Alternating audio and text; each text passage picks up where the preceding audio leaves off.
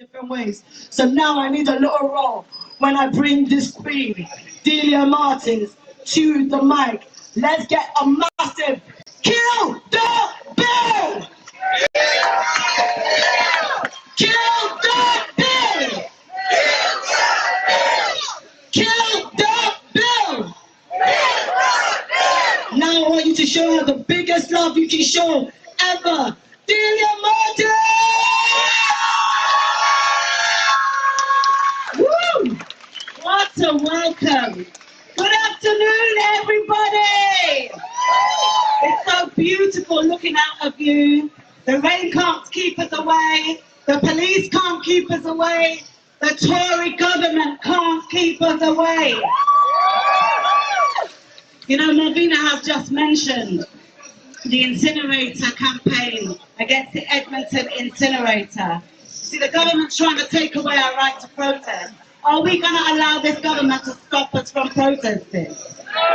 On the actually we've got 2 days of action in Enfield, the 24th and the 25th of September. And we're going to be protesting against the Edmonton incinerator, and I'll tell you why. We're protesting for the right to breathe clean air. Incinerators are 3 times more likely to be built in areas of great deprivation. That's a fact. 3 times more likely to be built in areas of great deprivation. And in inner city areas where there is deprivation, there's always a large population of black, brown and other ethnic and racial groups. And we will call out this government for allowing environmental racism. Our communities have the right to breathe clean air. Let me tell you what's happening in Edmonton. We've had the COVID, we've had the pandemic. In Edmonton, the people are 40% more likely than the national average to contract and die from COVID. 40% more likely. And 50%, black people are 50% more likely to die from COVID than our white counterparts. And still, that does not stop them. We've complained to the North London Waste Authority and they choose to do nothing. They say we've heard it all before. We've raised the issue of environmental racism and they say they've heard it all before. But what they haven't seen before is a massive protest outside the Edmonton incinerator. And we need to send a message clear to them. We're coming and we're not going to stop. So come and join us at the Edmonton incinerator and fight for local people for the right to breathe clean air. Listen, there is no solidarity without international solidarity. There is none. When this government became the bum chum of the US government and decided to invade Afghanistan, we told them that it's not going to work and then they're going to create more chaos. We warned them. We marched on the streets and we protested and we warned them. And look what they have done to the people of Afghanistan. They've withdrawn the troops and left the people to their own devices. When you see the images, how desperate do you have to climb on top of an aeroplane that's taking off? How desperate do you have to be to cling to the wings of an aeroplane and lose your life? The government of this West, the governments of the UK and the government of the US are fully to blame with the crisis that is happening in Afghanistan right now. And we should send our full solidarity with those people. We are a compassionate people. Solidarity to the people of Afghanistan. Your struggle is our struggle. Now, let's talk about the police crime sentence in a court film. Imagine if you're a black person living in the UK, you are 9 times more likely to be stopped and searched by the racist police. 9 times more likely to be stopped and searched for no reason by the police. Police have killed over 1,000 people. 1,000 black people have died after coming into contact with the white supremacist police. 1,000. And we have never seen justice. We do not see justice. So now the government wants to embark on giving the police more powers. They want to give the police more powers than what they already have. What the hell does this white supremacist police force need more power to do? Because if they can already kill black people and walk away scot-free, you can only imagine what's coming. We have to make it loud and clear that we're going to make this police crime sentence in the court bill ungovernable. The right to protest is a human right. It's a right to be a human being. It's a right to protest for our rights. We have used protest for many, many, many years. Trade unions have used protest for many, many, many years. The Gypsy, Roma and Traveller community have used protest for many, many, many years. And the likelihood is the bill will pass. But that bill, whatever the government said, is not going to stop us from protesting. Who's with me? But we need to be honest. I remember what happened. Because last year there was a BLM uprising, a Black Lives Matter global uprising, and you saw the streets of London. Young people, old people, all different races marching together to fight for black lives. BLM was an incredible strength last year, and this is what the government's response is. You know, Extinction Rebellion, I've been fighting for climate justice, doing spicy action, and disrupting the place all over the place. And this is the government's response to it. We cannot let the government stop our solidarity. It should only bring us stronger together. We will not allow this racist Tory government to take our voices away. So I say we continue to march, we continue to protest, we continue to make our views heard, and we continue to fight, and we never ever stop fighting. Solidarity.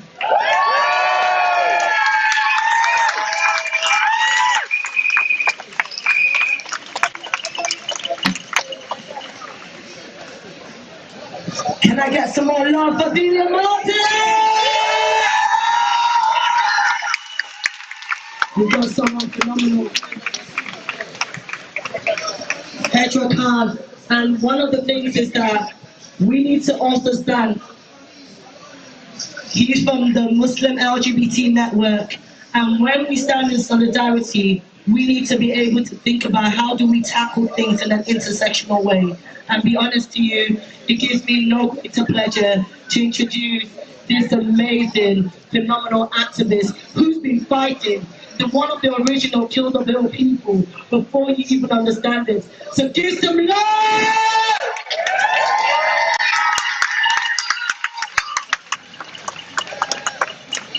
Thank you everyone, thank you for having me. Assalamu alaikum. Don't worry, I'm not invoking the spirit of jihad, but wishing peace be unto every one of you here. The PCSE bill has to be challenged. It cannot go unchallenged, because we have to hold the people who have this bill enacted in Parliament. We have to hold them to account. We have to understand, through civil disobedience, as a nation, we can make a change. Look at this man standing next to me. His name is Mahatma Gandhi, Mohandas Karamchand Gandhi. Mahatma means great soul in Hindi. He had the way of the truth and righteousness. Satyagraha was his protest movement in India. And he brought the downfall of the British government there. If he can do it, a man in a loincloth, believe me, every one of us can do it. As mentioned before, I'm from the Muslim LGBT network. I support a network of people who are asylum seekers and refugees who flee persecution from regimes where they are privy to the death penalty or lengthy prison sentences, such as Afghanistan and Saudi Arabia and other Muslim countries, but not exclusively Muslim countries. But I'm here because I represent a Muslim organization. We have activists with us today from an Afghan organization here today. We have some here to have seen them. And we see what's happening in Afghanistan. So what's happening here, to me, is not equal, but it's almost as bad, because even overseas, our government, its reach is there. The way they house asylum seekers overseas, or extraordinary condition, or they torture people overseas. Our government has reach all over the world. They want to implement this bill, which they already have, by the way, but they want to exercise their right by targeting vulnerable people such as the GRT and BAME communities, such as mine. The Gypsy, Romani and Traveller communities are under threat. We have them here today as well. and other communities, such as the black community and the Muslim community, who are disproportionately stopped and searched on the streets. I have been myself, and I was born and bred here. I come to you today from Luton in Bedfordshire, where I was born. I'm a British citizen, but I work for the rights of everybody, irrespective of where they come from. This bill impinges on our basic civil liberties and the right to civil disobedience, and we have to fight for it together as a nation of brothers, sisters, non-binary, gender queer people. So thank you for listening, and let's fight this bill together.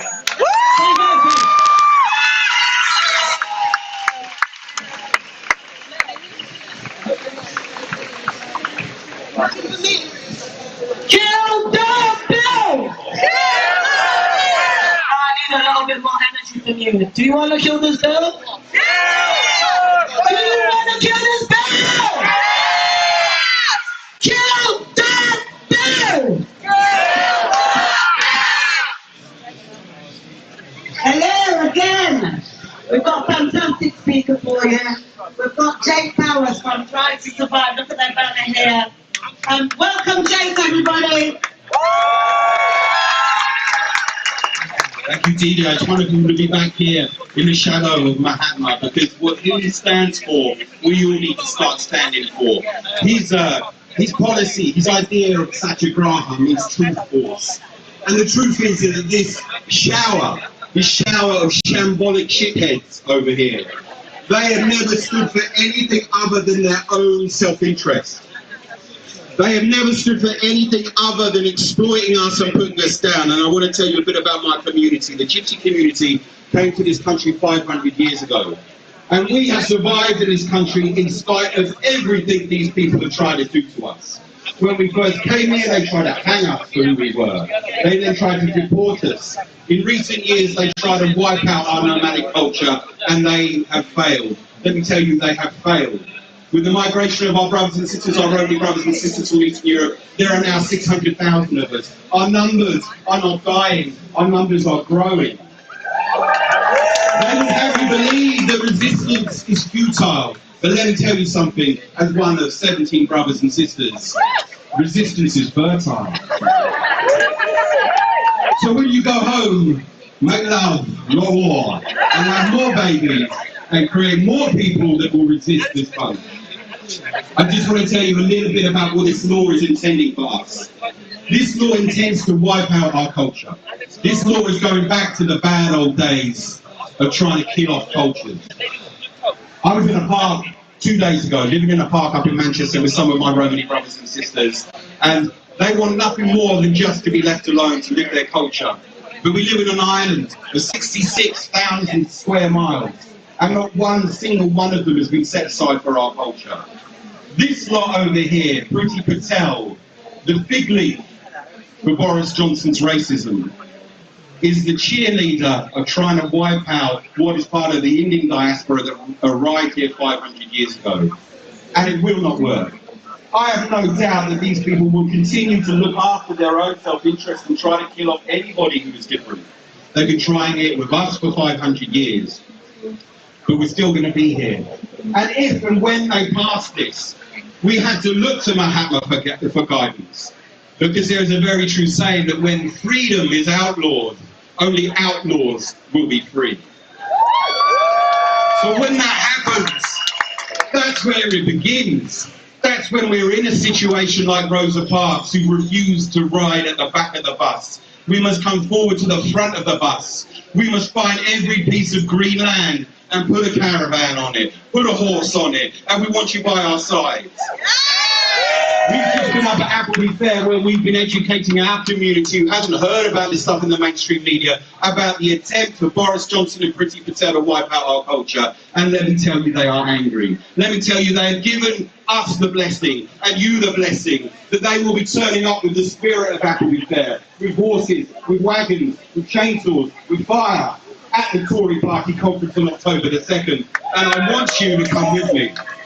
So we're going to be handing out some leaflets. On October the 2nd, we will be in Piccadilly Gardens. We will have a Gypsy City outside the Tory Party conference. If you have a tent, bring it.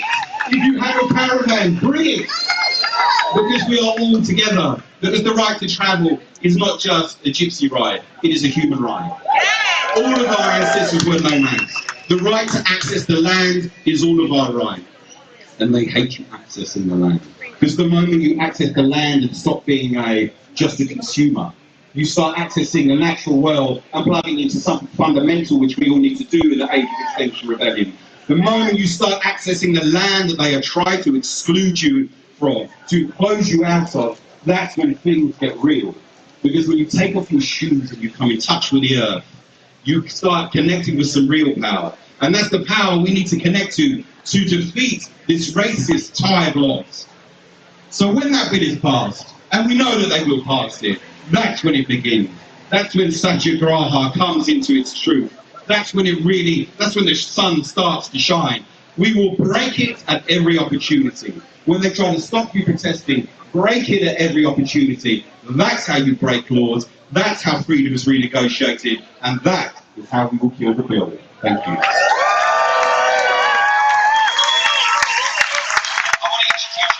An amazing young woman now from the Gypsy community. This is Ruby Smith. She has some words that she wants to tell you, and I want you to give her all the support in the world. Please put your hands together for Ruby Smith, the daughter of an amazing woman, the sister of a really amazing woman. Please put your hands together now for Ruby.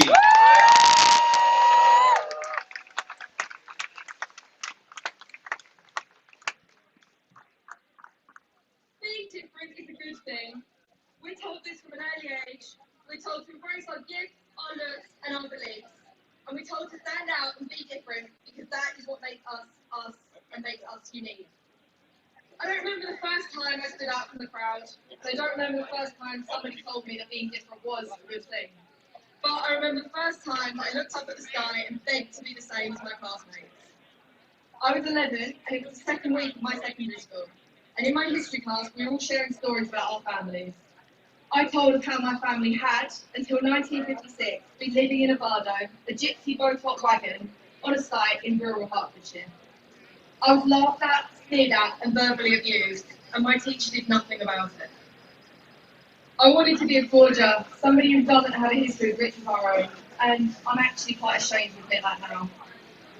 For years, I was ashamed of myself, my differences, my family, and my history. That in itself is something to be ashamed of, because there are so many out there who try to be like us, and who yearn to be a part of a culture that has existed for centuries. I'm not ashamed of it anymore. I embrace my culture and my differences. I speak a little of the Chib, our language, and I have friends who are also gypsies and travellers who embrace their differences. I should never have been ashamed, I should have been proud from the beginning. My difference is beautiful, and sure enough, makes me, me. This bill, this ugly, hateful police and crime bill, is trying to stamp out our differences and make us all the same. It's trying to make me being different a bad thing, and being a gypsy and traveller, stopping, something that we have done since our culture was in its infancy, a crime. You can't do that. This bill will mean that children will be ashamed of themselves in their history classes. Hate will be shared and thrown at these children, and that is wrong. Effectively, it is ethically bending us, and we all know where that goes, and it's not okay. And it will take our right to protest away from us. If criminalising an entire culture doesn't bother and offend you, then the removal of what is an implicit human right definitely should. If we'd never had the right to vote, there would have been no suffragettes, no civil rights movement, no Extinction Rebellion, and no us. We wouldn't be here today without the right to protest. We're here today because we are disgusted by Priti Patel's police and crime bill, as we well should be.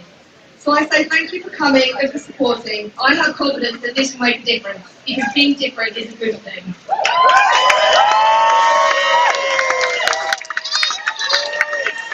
Fantastic speech, absolutely fantastic speech. Listen, when we do these political actions, we have to engage with different people from different organisations at all different levels.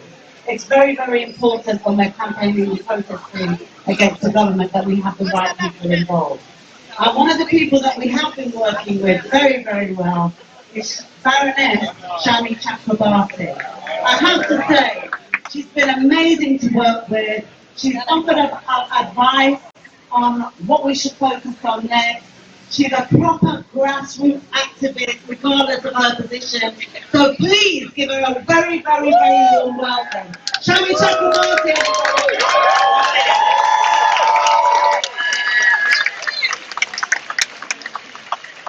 I'm just raising myself up to my full height on my tiptoes here. Because of the Baroness and all that, right? Friends, I want you to remember what the date is today. It's the 21st of August 2021. I want you to remember that you were here for always.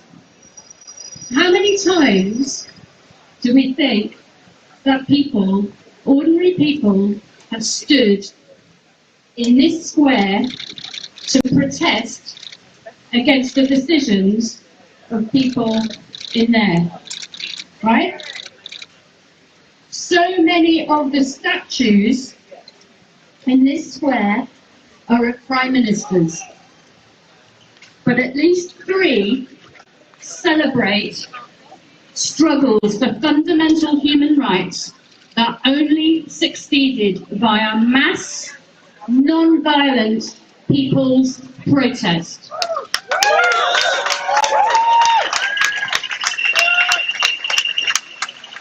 So I say, without the fundamental rights to speak, protest, assemble, and make some noise out here, so-called democracy in there will be a total sham. Human rights will only ever be used as a justification for wars overseas, but never the basis for refugee protection, environmental protection, race equality, and broader freedom closer to home.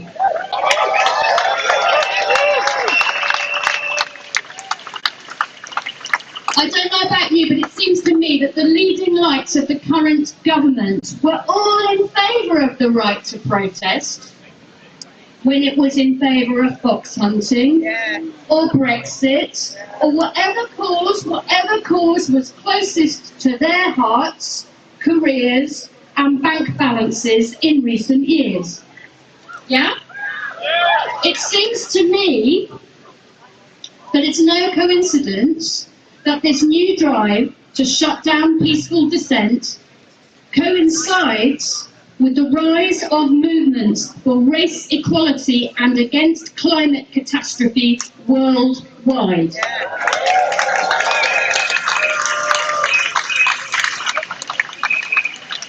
Boris Johnson and Priti Patel's government remains devoted to freedom of expression when it's for their billionaire press baron and fossil fuel friends, no matter what the cost to people and planet.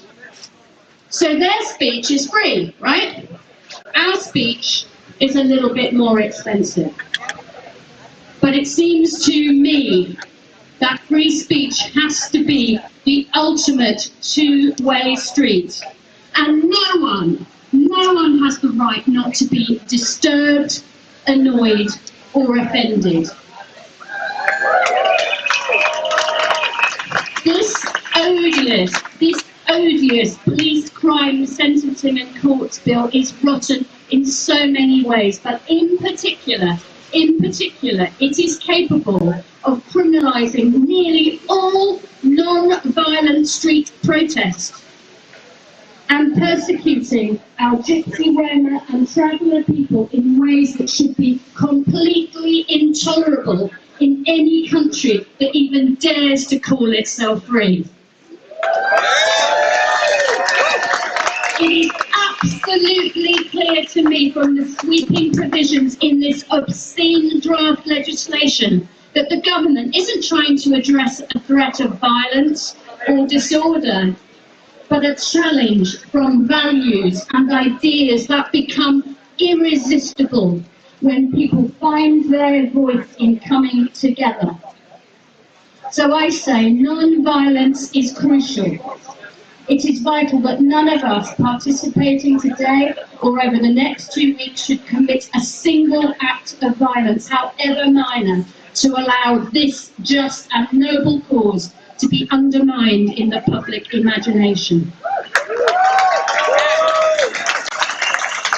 And I also say to the police, including the police that are here today, I say to all of those policing these protests to please remember that the best policing tradition lies in working with the community, not being used or turned against it.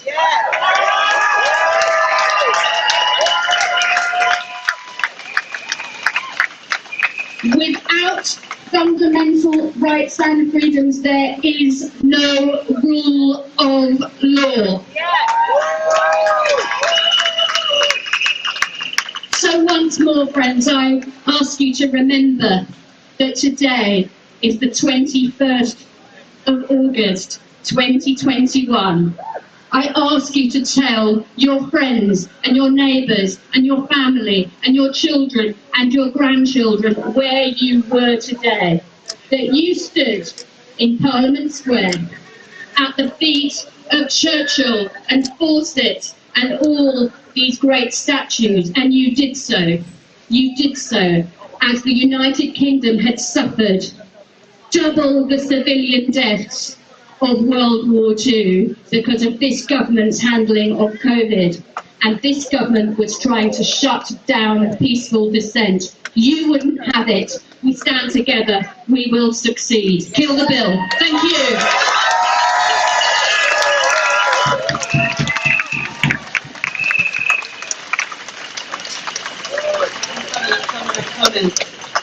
Listen, thank you so much. Thank you so much for that, Shami. Always welcome, and we'll be inviting you to our next protest, and I'm sure there will be one soon. If you just look at this placard here, there's a placard there that says "Don't talk to blue bib." Can you hold up your placard, please, about not talking to the police with blue bibs?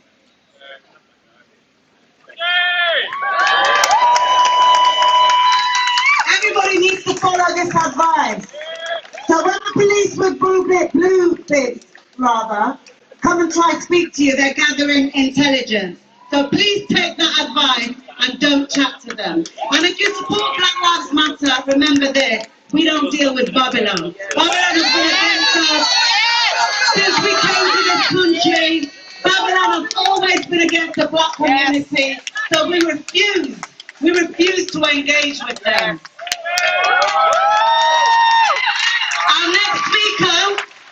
Our next speaker is a fantastic representation of the future. And when we talk about Black Lives Matter, it's not just Black Lives Matter in the UK, it's not just Black Lives Matter in the US. We've got a huge black community in Brazil. And if you know what government that they've got there, Bolsonaro, you know that this man is straight fascist. So please, this is a young person, this is our future. Please put your hands together for the amazing Jeremiah from Frankfurt, UK!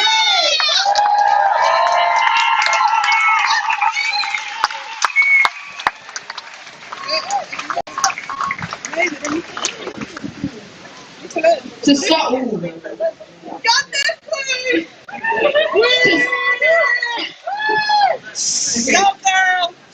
off, Bolsonaro and his government are killing Brazil. Not only that, they are killing our slums and the very people who built Brazil from the ground up. He has promised zero illegal deforestation by 2030, but we all know what that means. It means that deforestation that goes against human morals, that goes against Human Rights Act, will become legal. His government wants to grant amnesty to land grabbers and generate deforestation of up to 16 million hectares by 2027.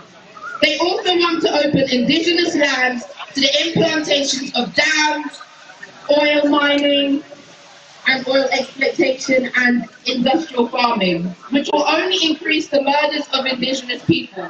while putting at risk 150 million hectares of forest currently protected. If the Parliament approves these legislations, it would be impossible to control deforestation and violence against indigenous people and traditional communities within the Amazon. With that, the forest will get dangerously closer to its full destruction, and ultimately there will be a climate disaster. Furthermore, we all know that the UK is not innocent, and with the passing of the PCSE bill, it shows the cowardice of this government and how they are afraid of people knowing the truth and holding them accountable for all the atrocities they commit. There is a direct connection between Brazil's largest beef production companies and leading financial institutions here in the UK. Between 2017 and 2019, beef giants JBS, Marfrig and Minerva were awarded by major UK banks. Household names such as Barclays and HSBC all failed to do their overdue diligence for their funding of further deforestation.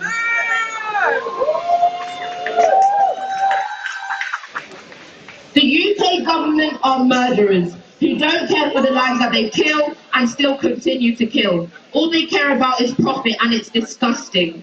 The UK government facilitated arms sales which went straight to a police force in Rio de Janeiro, which killed 1,814 civilians, almost twice as many as the police forces in the US combined, and an overwhelming majority of these victims were black.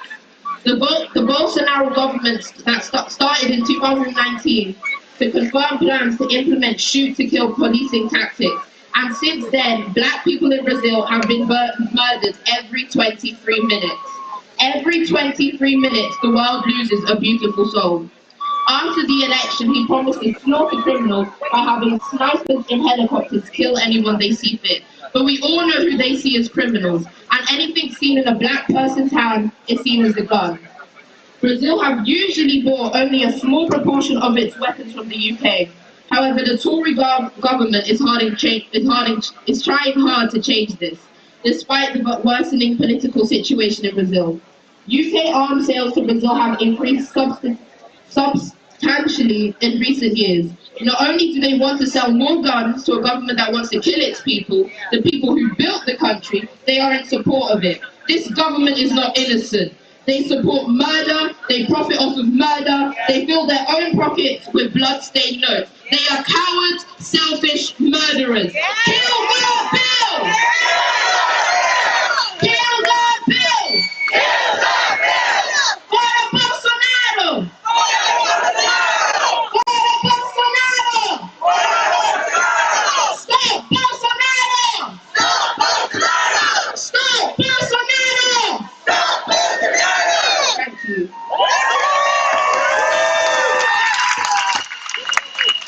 Let's just take a second here. This queen is 15.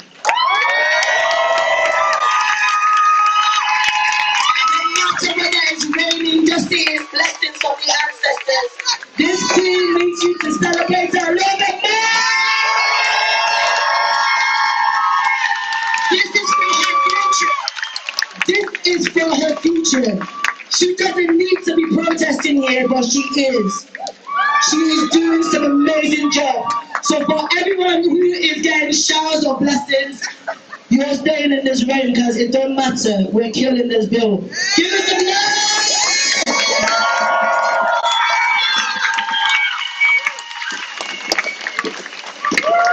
There's a banner from Sheffield, my hometown, but I can't read what it says. If you can lift it up.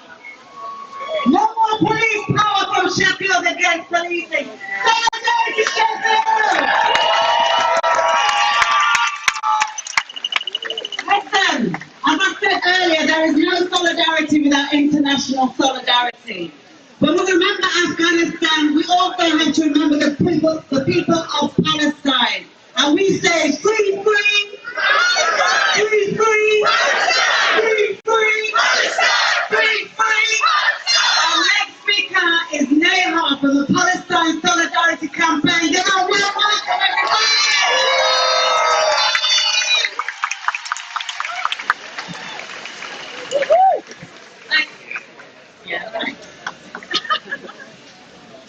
Thank you.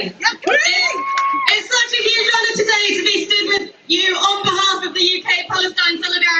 campaign, as our communities come together in the rain to show that our campaign against the pernicious police crime and sentencing bill is far from over. Solidarity is the most powerful force in the world. This was the truth understood by the hundreds of thousands of you who marched in solidarity with the Palestinian people this year at demonstrations in London and in cities and towns across the UK. Hundreds of thousands of you who understood that when Israel demolishes homes and so on, when Israel ethnically cleanses people from Sheikh Jarrah, when Israel incarcerates thousands of Palestinian children, when Israel fires missiles into Gaza that bury whole families under the rubble of their homes. These are not just crimes against the Palestinian people. These are crimes against all of humanity. The police crime and sentencing bill wants to stop this force of solidarity. But it's important for us to remember that these dirty tactics aren't new. They represent the resurgence of Britain's old, unspoken customs and ways of maintaining order. The tradition of counterinsurgency policies designed to monitor, coerce and repress a hostile and a suspect population that were developed and perfected over the centuries in Ireland, in India, in Africa, in China, in the Near East and in Palestine. And what we see today is the importing of these colonial policing practices into domestic British security and intelligence work. Our communities, our grandparents, driven out of their home countries by the destruction wrought by colonialism, are now met with the same policing practices that they faced half a century ago. But, just as the Palestinian people continue to resist Israeli settler colonialism, our grandparents, my grandparents, organised and fought in anti-colonial struggles across the globe. They won their freedom and they realised their right to self-determination. And as we stand here today, it's from their struggles that we must take our guidance and take our inspiration as we take their fight forward.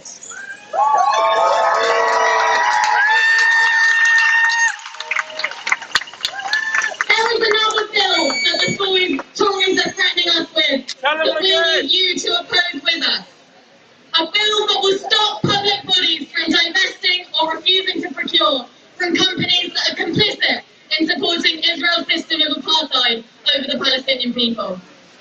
The government tried to do this before in 2017. They attached regulations to existing pension law to stop local government pension schemes from divesting from complicit companies and from divesting from the arms trade. Palestine Solidarity Campaign took them to court. We fought them all the way to the Supreme Court, and earlier this year we won. So now they're trying again. They're trying again to make it illegal for universities and local government pension schemes to listen to us, demanding that they invest ethically. And they're doing this because they're being urged to do so by Israel, which recognises the threat posed to it by the movement for boycott, divest and sanctions, the threat of economic, political and diplomatic isolation, which is the biggest threat to its ability to maintain its system of apartheid. And this is what the Palestinian people have asked of us, to support their struggle for freedom, justice, equality, and to return to their homes. And what they ask of us is simple: to end the complicity of our government, of our public bodies, of our companies and corporations. And we know that here in Britain, we have a special responsibility to heed this call, because our complicity extends back over 100 years, with the Balfour Declaration of 1917, which gave away Palestine, a land which was never Britain's to give away. So as we come together today to face these pernicious laws that seek to prevent us from campaigning for justice, all of us know that our task ahead is not an easy one. As advocates, as campaigners, as organisers, we must prepare ourselves for radical solidarity with those, whether in Palestine or here in the UK, who will be subjected to more hostility, exclusion, incarceration, racism and destitution. And we do so today, united in our respect for the principles that bind us, united in the knowledge of the strength we gain from our solidarity, and united in the certainty that when we fight together and when our cause is just, we will win.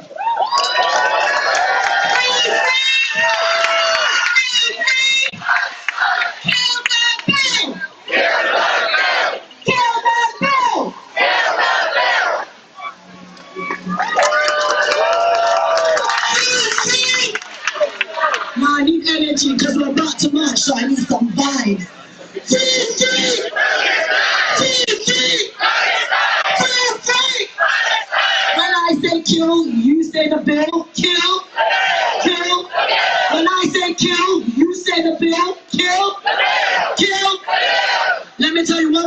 completing this bill, they're bringing so many other bills. The immigration bill, they've also got the stop and search bill, the international relation bill. Please, let's make sure we kill all the oppressive bills that come and affect our community.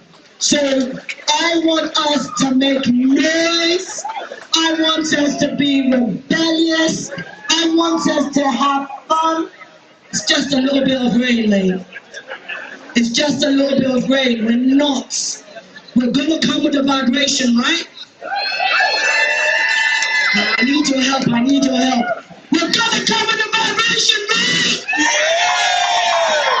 That's the energy I need when we move, right? We want the city of London to see we ain't messing about when we say we want to kill this bill. We stand. Actually, this little queen, come here. Oh my gosh. Let me tell you something. Anytime I see children or young people, I want to say, you know that someone's mom there, right? This queen here, we are all here for you. We do everything we do for you. We stand in the rain for you. We say kill the bill for you.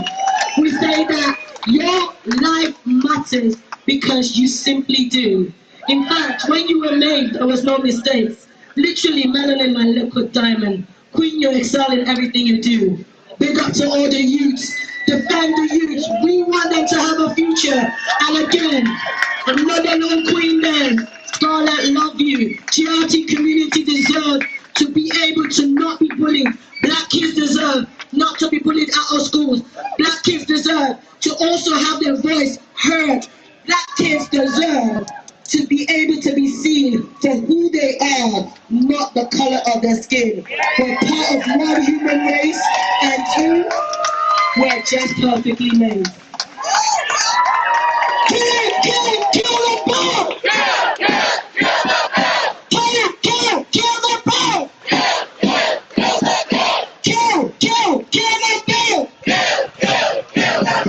Okay, drummers, get yourself ready. Roadblockers, get yourself ready. Let's kill this baby!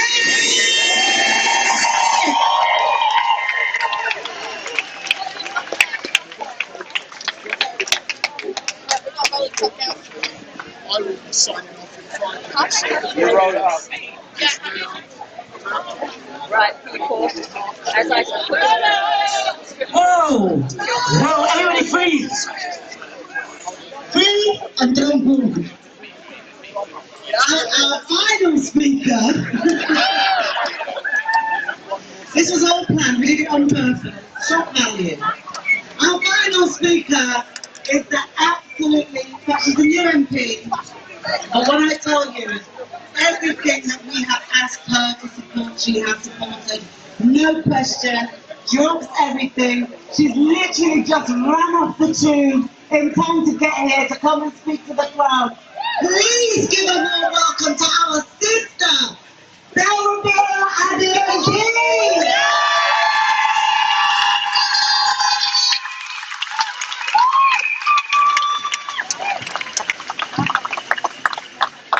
Thank you very much, and thank you for letting me keep you a few more minutes. I won't keep you much longer.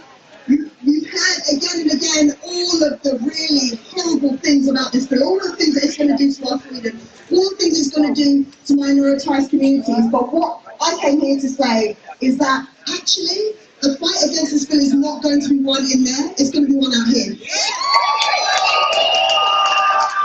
yes, we have moved on to the laws, but what you also have to remember is that the mass protests we saw earlier this year, they delayed the bill. Your protests have a effect, and that is why they want to stop and curtail our right to protest, because they know that our numbers in the streets can change anything. Now, I know it's a rainy day today, I know it's cold, I know it's the summertime, but we're going to keep asking you to come out again and again and again to show this disgraceful government that if they try and stop our right to protest, it's only going to create more protests. We are going to keep coming out, we're going to keep shouting and saying that we need to kill this bill, and we need to say, we need to bring more and more people on. So when the bill is back in front of the Lords, I expect to see you all out here again, because yes, there are members like me in that house that are going to stand in solidarity. They're going to do everything we can to crush it, but we need your numbers outside. So please, please, please keep turning out, keep shouting, kill the bill. And I honestly believe, some people think I'm crazy, but people power can change things, and we can do this. Thank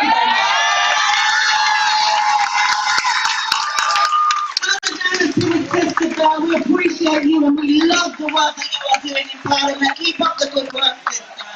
Now we've got to get ready to chant and make some noise. And Marvina has been doing the song.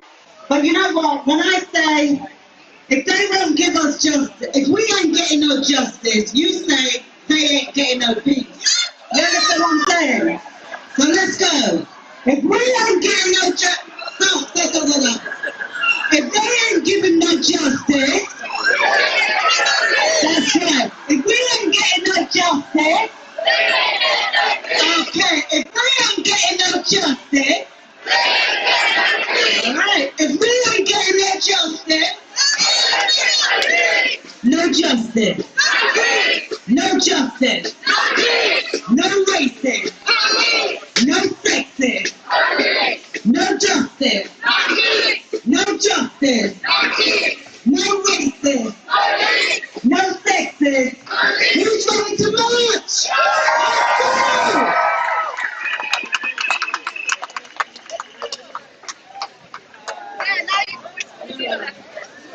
We're good. We're gonna make some noise. Drummers in the front. Replicas doing their things. When you hear the drum, follow it and do your thing with us, right? I like that, you know. If we don't get no justice, then you won't get no peace. If we don't get no justice, if we don't get no justice, if we don't get no justice, no justice, no justice, no justice, no justice.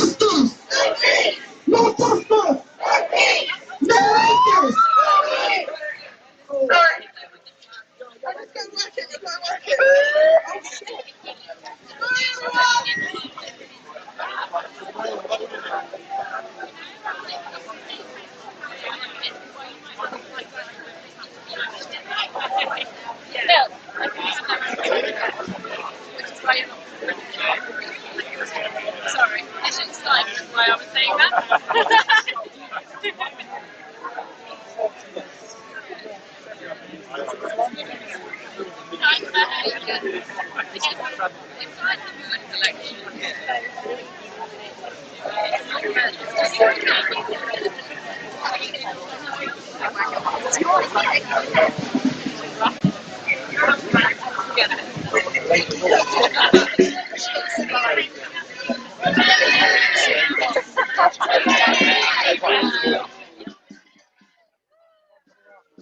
Welcome to the live stream, everyone. So many thanks for being here. Thank you to everyone that's come online and is watching from home. The 21st of August, the sixth National Day of Action and the 6th month that we have been protesting against this bill. Shout out to the last 21st of March when Bristol anti-policing bill made it onto the news. It is an honour to be here 6 months later, still fighting, still with the community. The coalition is just getting bigger and bigger and bigger. The strength of our protests are all across the country still. It's beautiful to see. Amazing speakers that we just had as well. I'm really inspired. And yeah, welcome to our guests today. Kate from Reclaim the Streets, thank you for being here. Would you like to introduce yourself? And then we'll go to Annika next from XR UK. Sure. Hi everybody, I'm Kate from Reclaim the Streets in Cheshire and Chester. Solidarity to everybody, and we're really proud to be a part of this and proud supporters of the Kill the Bill protests. So yeah, thank you so much for having us, and it's an amazing turnout and some really inspiring speeches there. So yeah, thank you. Thank you. And over to Annika, thank you so much for joining us as well. Though you're ill. Yeah. Thanks so much, Anya. Yeah, I am stuck at home with COVID, which it absolutely sucks. I really want to be watching, seeing so many people come together. What to say, like, from Extinction Rebellion's perspective on this, like, we know that this bill was brought in partly because we showed our power of peaceful, non-violent protest, and the government responded with this bill. Sorry if my internet's a bit dodgy, but this is kind of part of the long game of what we see happen throughout history, right? When people come together and show their power, and an increasingly oppressive right-wing government, they fight back and they try to oppress us more. We've got to keep our eyes on the prize. This can't be a distraction to us. XR are out in full solidarity today, supporting the KTB coalition. We want to give it our full backing and support, and we're diving into full-blown rebellion on Monday around government inaction on the climate crisis. And this bill has really been an opportunity to actually come together and build stronger relationships across different movements. So, you know, it's backfired. Priti Patel's intention to try and crush us is only going to make us stronger. It's going to give us something to come together even more over. So that's all I want to say, really. We're with you guys. We're fully supporting the protest today. We just want to stand together in solidarity. This is the time we have to come together with people power. Yeah, what a crucial moment in history. Thank you. Amazing, thank you so much. And Hattie, we also have Hattie from Stop Sim campaign. If you'd like to introduce yourself, you don't have to turn your camera on if you don't want to.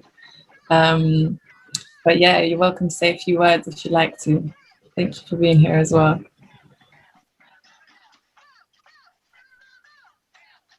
Okay, Hattie's going to come in a few minutes, a little bit later. That's all good. So yeah, as you can see on the live right now, we've got United for Black Lives, who've been in this Kill the Bill campaign from the beginning, alongside so many other groups. What's been so beautiful about this protest for Kill the Bill has been the coalition that has been coming together right from the first time that we saw this bill.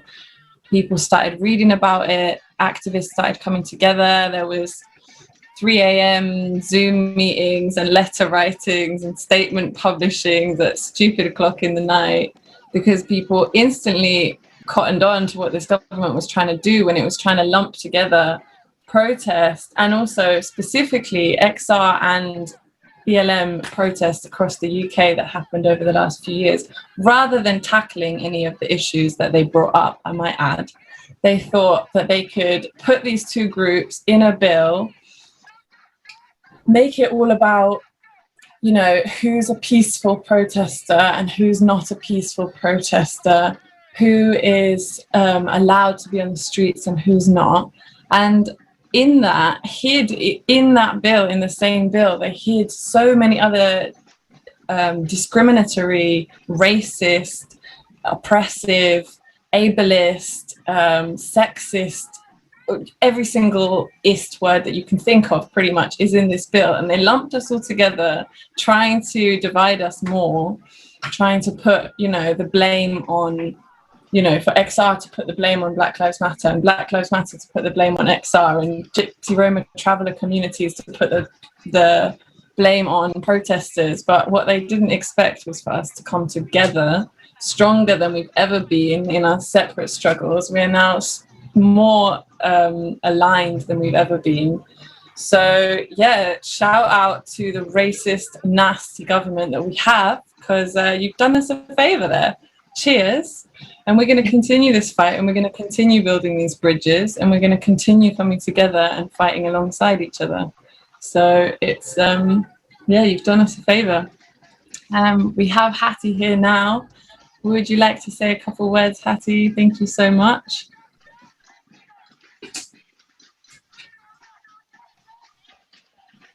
Yeah, my internet is so bad, so just bear with me. So I'm Hattie, and I'm here from the Stop Sim Coalition.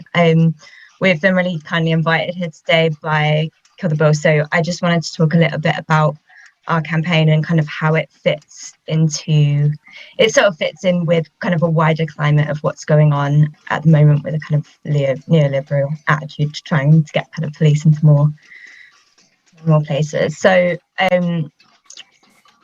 we're the Stop Sim Coalition is a group of disabled and mad activists who have been campaigning to stop the expansion of police in mental health services through a model called Serenity Integrated Mentoring, or SIM.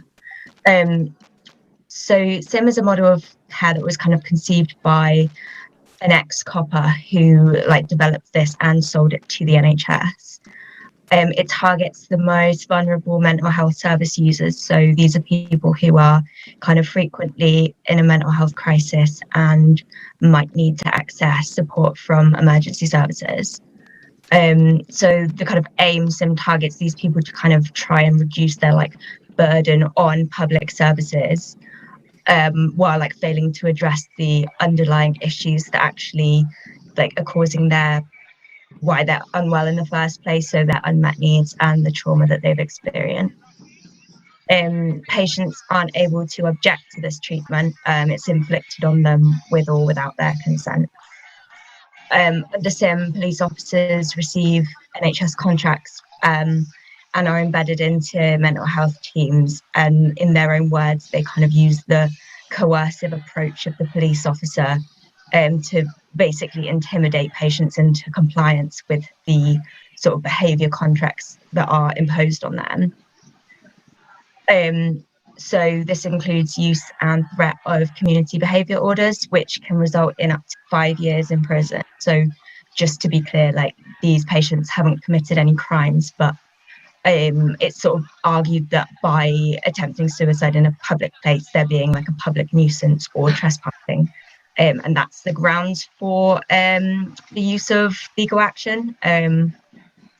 So they're given these behaviour contracts which prevent them from accessing routine or potentially life-saving treatment as well in A&E, ambulance services, mental health crisis teams and police.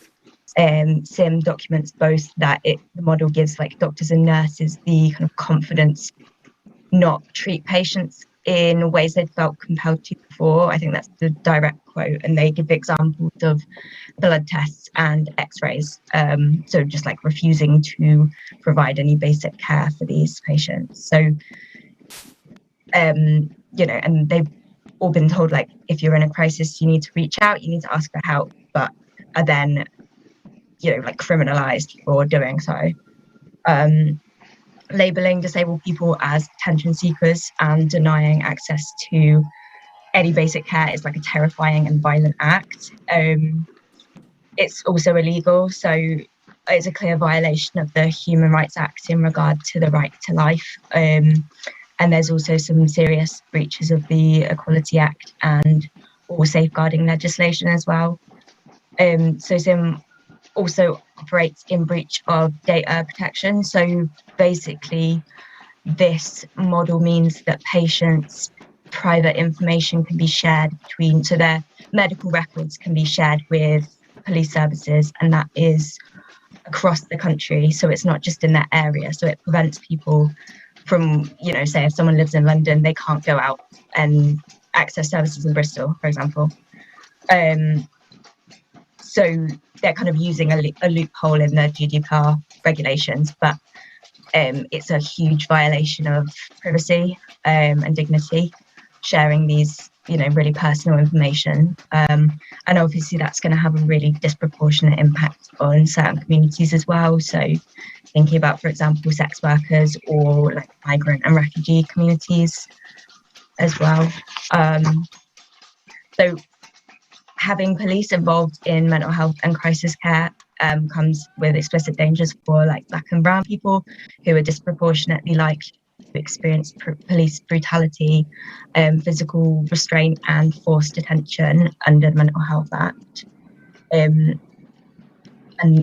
often because of really understandable fear, these people are already less likely to seek help. But SIM has done nothing to kind of address or mitigate these risks. And, if you put police into mental health services, it's not going to, without addressing any issues, you're just going to be replicating the same institutional racism and, all of the same problems are then going to be replicated even further in other services. So I've personally experienced like police violence and unnecessary force while I've been in a mental health crisis.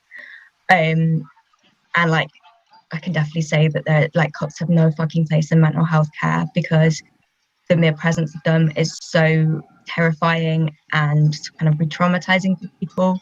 And it really escalates the situation for a lot of people. So this model, which further embeds police into mental health care, is really going to, you know, it's not going to help the situation or lead to better outcomes for really unwell patients. And as I said before, so we're a group of mad and disabled activists, and this campaign has been incredibly draining for us. So SIM was initially developed in 2016, and since then it's kind of, this model has been approved and given awards by all sorts of different mental health professionals and people high up within NHS England. And at no point has anyone ever raised concerns around the morality or legality of the intervention. And like, through being silent in that, they've kind of been complicit in allowing you know, disabled people to be harmed. And we know through freedom of information requests that some people have died while under this model. We know that trans people have been refused like any kind of referral to gender identity clinics and things like that. And we know that people are going to have been kind of really traumatized by the service. People have been arrested just for like standing on a bridge. So all sorts of like horrific abuses kind of come from under this model. And I think people often ask us like how this happened, but it's really important to understand that SIM has been a logical progression in the kind of criminalization of people with long-term mental illness. So it kind of it's always claimed that people are manipulative or malicious and attention seekers, and that people kind of need to learn to like take responsibility for their own distress. And I think like that attitude is what has kind of meant that this model can happen, because people don't care, and people haven't, you know, whistleblown or raised concerns about this, like from within mental health services and things. SIM doesn't care what happens to service users. Its sole purpose has been to save money. It's just trying to save resources and do that through not treating people in the way that they need to be treated. And we cannot allow like the personhood of mentally ill and disabled to be quantified in terms of like a financial burden, in terms of how much it costs to keep that person alive or to support them or whatever.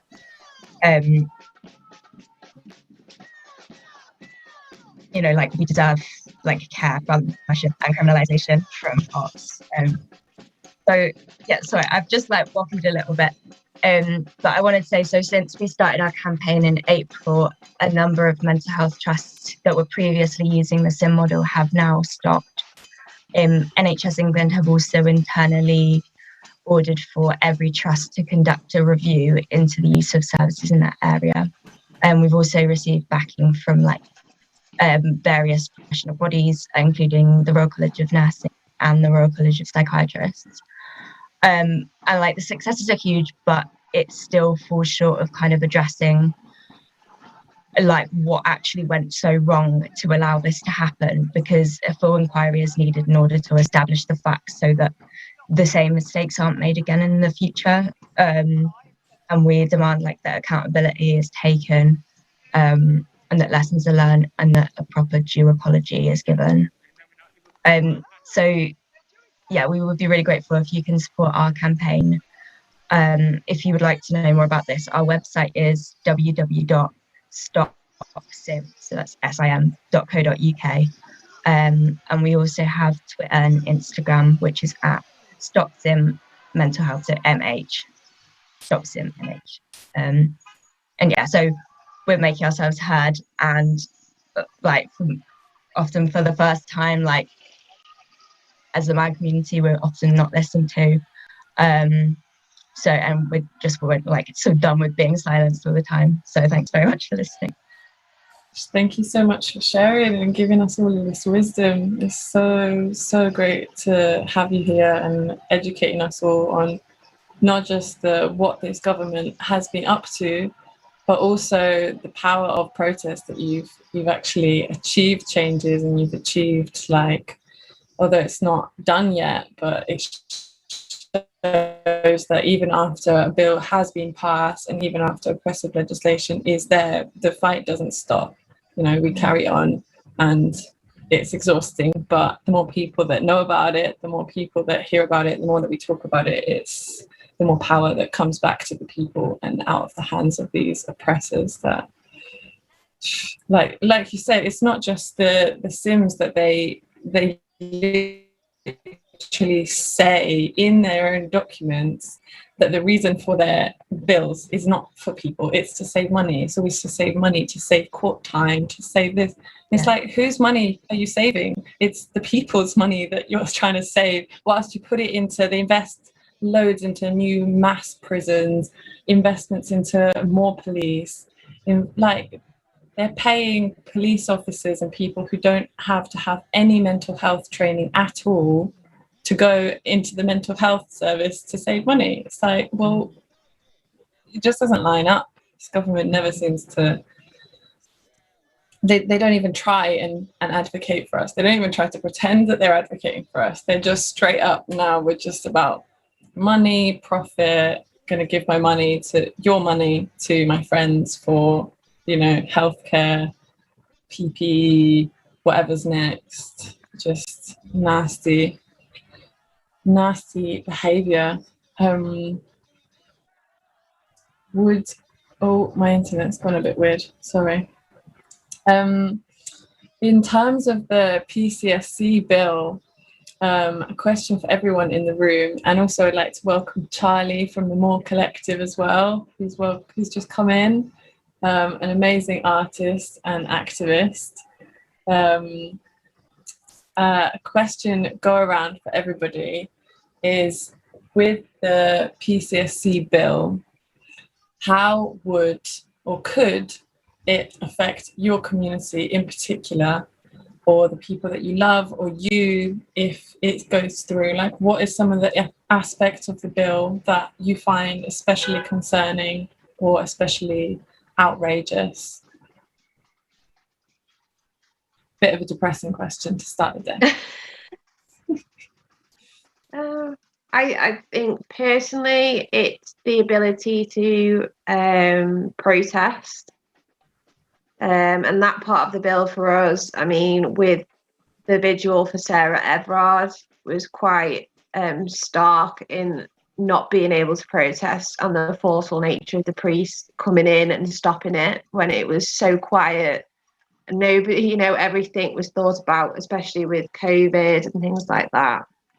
And I think that, you know, in that sense, is not being safe to be able to speak and say what you think. And also, you know, within our community, you know, the Black and brown people in our community are disproportionately affected time and time again when it comes to these bills, as you've already spoken about earlier. So for me, it's definitely that, and the criminality side of it. The fact that defacing a statue, you know, you can get a longer prison sentence for that than raping a woman. It's insane. And that, you know, that's written in that bill, you know, that somebody could, you know, do, I don't know, a mark on a statue and then end up doing 10 years in a prison for that. For me, just seems absolutely ridiculous. But then for me, the upsetting thing is for like the Gypsy and Traveller community and Roma community that cannot live their life in peace and safety, because with the bill, you know, if they park up overnight, they can literally take away their home and dispose of it. I mean, it's insane. And that's, you know, something that they're quite happily to force through without a bat of an eye. And that for me I find disgusting in itself. The stop and searches, all of these things are linked to that, I feel, because it's all a opportunity for them to take away more freedom, more expression of you as an individual, as a group. Yeah, so I'm going to stop before I continue to waffle because I'm quite good at that. That's all. Thank you for sharing. Shall we go to Charlie? Welcome, Charlie. Hi. Hi. Yeah, I'm Charlie from the More Collective. We basically are using art as activism, as a kind of powerful tool to reach people through visual imagery and, yeah, getting across powerful messages through art. And we need more artists. We need more people in this movement doing the same thing. Yeah, I think, I mean, I'm just overwhelmed by how amazing everybody that's involved is, how inspiring everybody is, all of these amazing organizations, campaigners, activists, and how young everybody is. And yeah, I just find it really inspiring and don't really have a lot to say as someone who's a bit older, and I kind of want to pass the mic to the young people, but just, yeah, this bill as a whole seems to be really attacking such fundamental human rights in so many different ways. And there's so many aspects of it that are terrifying. And I think it's interesting because a lot of people feel safe. A lot of people say, well, this won't affect me. And I think actually it will affect everybody ultimately. Right now, you know, there's people out on the streets, you know, putting themselves at risk for everybody. And I think that everybody else owes it to them to actually take an interest in this and pay attention, because they're on the front line right now. And I'm really grateful that Kill the Bill have provided an online space as well for this, because not everybody can be there in person, and I think it's really amazing to have an online space, a virtual space for everybody to share ideas and talk about it too and feel part of the action. I personally have quite severe anxiety, and it's one of the things that's stopped me from being able to be at the live events. I will get there eventually, but yeah, I just feel really grateful that this space is here. And thank you, Kill the Bill. Thank you, Extinction Rebellion, Black Lives Matter, United for Black Lives, Reclaim These Streets, Stop Sim, all these amazing, I mean, there's so many more. I've learnt so much just from watching stuff on Instagram, and yeah, I'm just overwhelmed and honoured to be part of this collective and this movement. Kill the Bill. Have you killed it? Indeed. And that your points actually bring us into, before we come to Annika, onto a nice point. We've got some footage from Manchester and also coming up from Brighton as well, and what they're up to.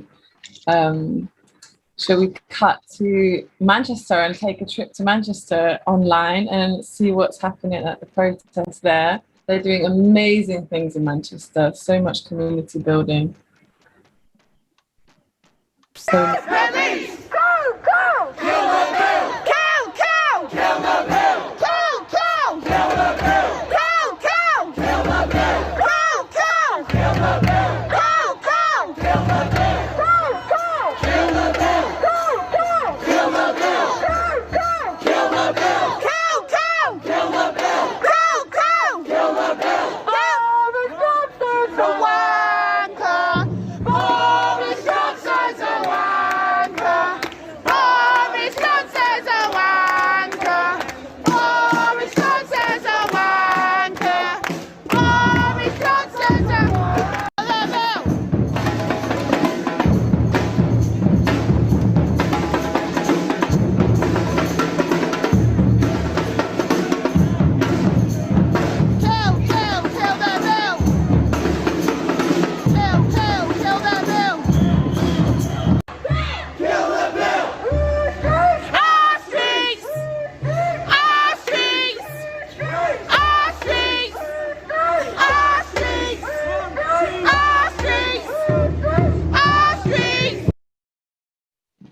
amazing.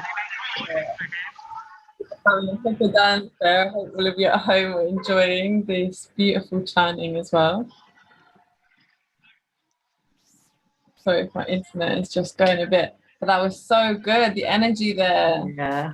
They've been teaming up with not just going around and educating people with park takeovers, community outreach. They've also teamed up with the Free Palestine campaign today. So you can see some beautiful Palestinian flags there in the streets with them. The energy is intense and powerful, powerful stuff. I hope they hear it from Westminster. Did you hear at the beginning today the comment that Priti Patel is is the fig leaf for Boris Johnson's racism? I thought that was brilliant. And that should be a quote. Well done to the Gypsy Roma Traveller community for that one. I believe that came from the Gypsy community specifically. But yeah, I mean, aside from the right to protest, I think what's really important is to highlight how this bill, it's not just that they want to take away our rights to be on the streets, it's that they can also change these rights at any point. So there's some people that might say, what's the harm? You have to ask permission for a protest, blah, blah, blah. But what I think people don't understand is that it's also that they can give you permission and then they can just take it away again if you're being too noisy. You highlighted, Kate, a really good point about the statues and the fact that this bill targets peaceful protests. So specifically, it's not just it's not you causing a disruption. It's just you voicing your dislike for what the government is doing. I'm trying to read this amazing protesters placard there. I missed it, but that was such a good costume. And you can see as well the fear that has already started in protesters, the fact that more and more people are feeling the need to come to protests with their faces completely covered, with balaclavas on in the middle of summer. That's not because people want to wear a balaclava in the middle of summer, despite it being rainy and cold. It's because the police are filming people, are targeting people. The spy cops bill that was passed earlier this year as well is another piece of the puzzle of the oppression that's going on. They're passing these laws that take away our rights to be on the streets, that give the police the freedoms to break the law in terms of torture, rape, murder,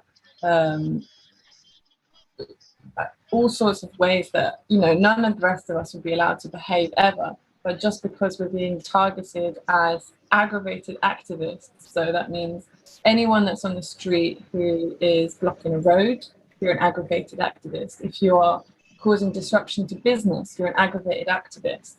And this used to be domestic terrorist was the term that they used, and now they've changed. Their police have just taken this into their vocabulary now, so they don't use the term domestic terrorist anymore. They use the term aggravated activist.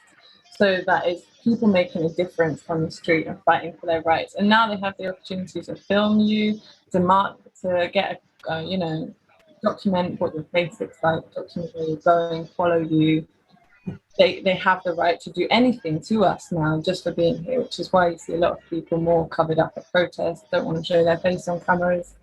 A lot of us had this fear for a long time, but it's our human rights. It's in the United Nations Declaration of Human Rights.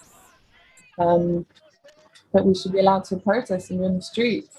So yeah, that brings me on to Annika. Would you like to talk a bit about what brought you to the Kill the Bill campaign, what you're fighting for in this movement, and what stands you the most? Well, I'd actually love to say something about the long game which you're describing there, and that old quote which often gets attributed to Gandhi, but apparently not, which is first they ignore you, then they laugh at you, then they fight you, then you win, So when XR first came on the scene, we were pretty much ignored. We couldn't get any press.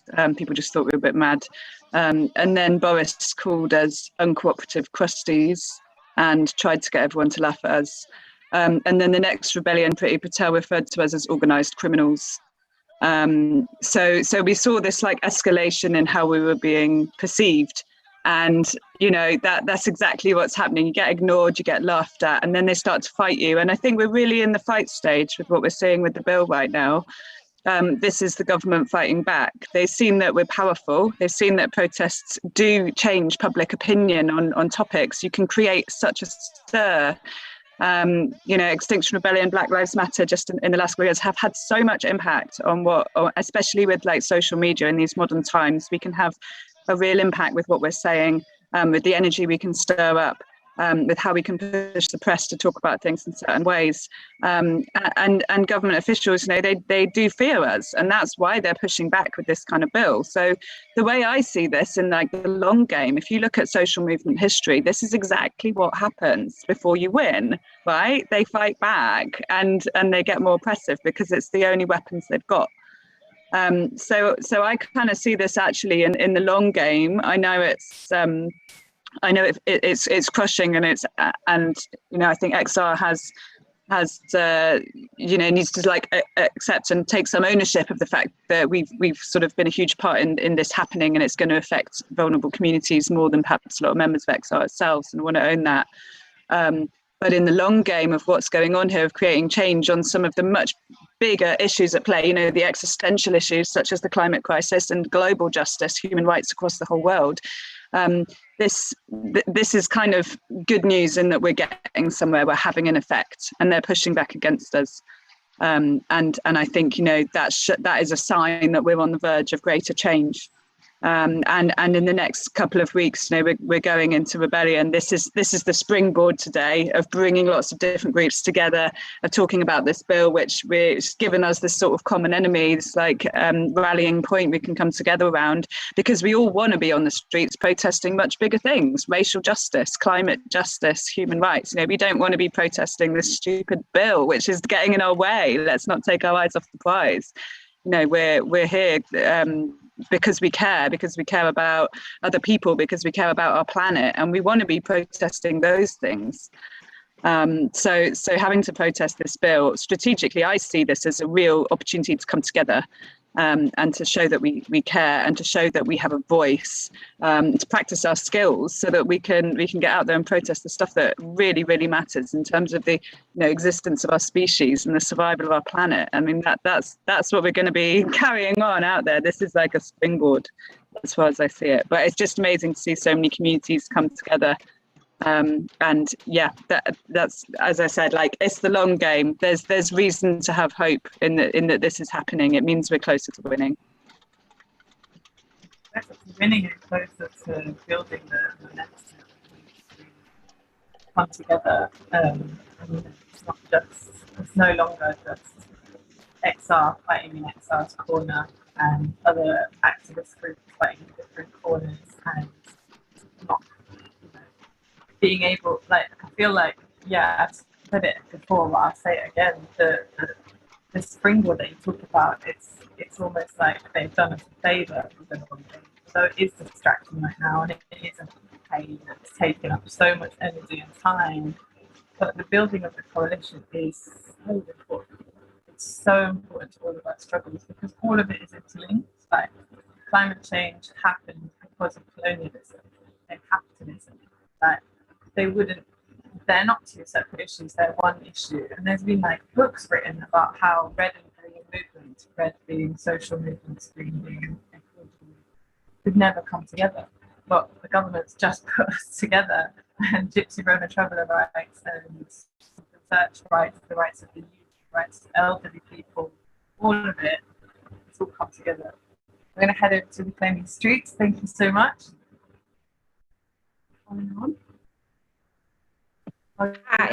It was more to do with what you've just said, Annika, really. The fact that Kill the Bill has managed to bring all of us together. And before that, I feel like everybody, you know, we supported each other, but not in the same way as we are now. And speaking to Anya when we first joined earlier, going to Kill the Bill protest, because myself, like Charlie was saying earlier about anxiety, I suffer with anxiety and depression, and I struggle to be in big crowds. I went to Liverpool to the Kill the Bill there, and the solidarity was amazing. There were so many different groups together, all of us chatting. I had the best day. I had such a good day because it was just so nice, and it was so interesting to hear everybody talking about different points. So there was Extinction Rebellion, there was myself there with Reclaiming the Streets. There were all these different people that were bringing some so important issues to the forefront that maybe we would never have heard because we would have done things individually. And I think this is the difference, is the fact that we're all coming together on platforms like this. And that was another thing that Charlie mentioned before with anxiety. This is brilliant, you know, to have this opportunity to come here and still be part of it, still see, you know, what's happening in Manchester, in London and other cities across the UK. And also for us to have this place to discuss and listen to each other. It's absolutely amazing, and it really does bring joy.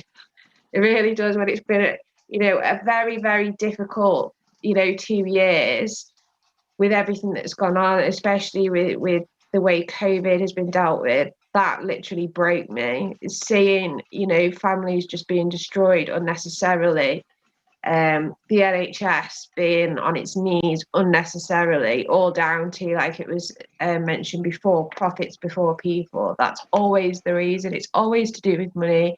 It's always to make these, this 1% the most money while the rest of us are scraping by.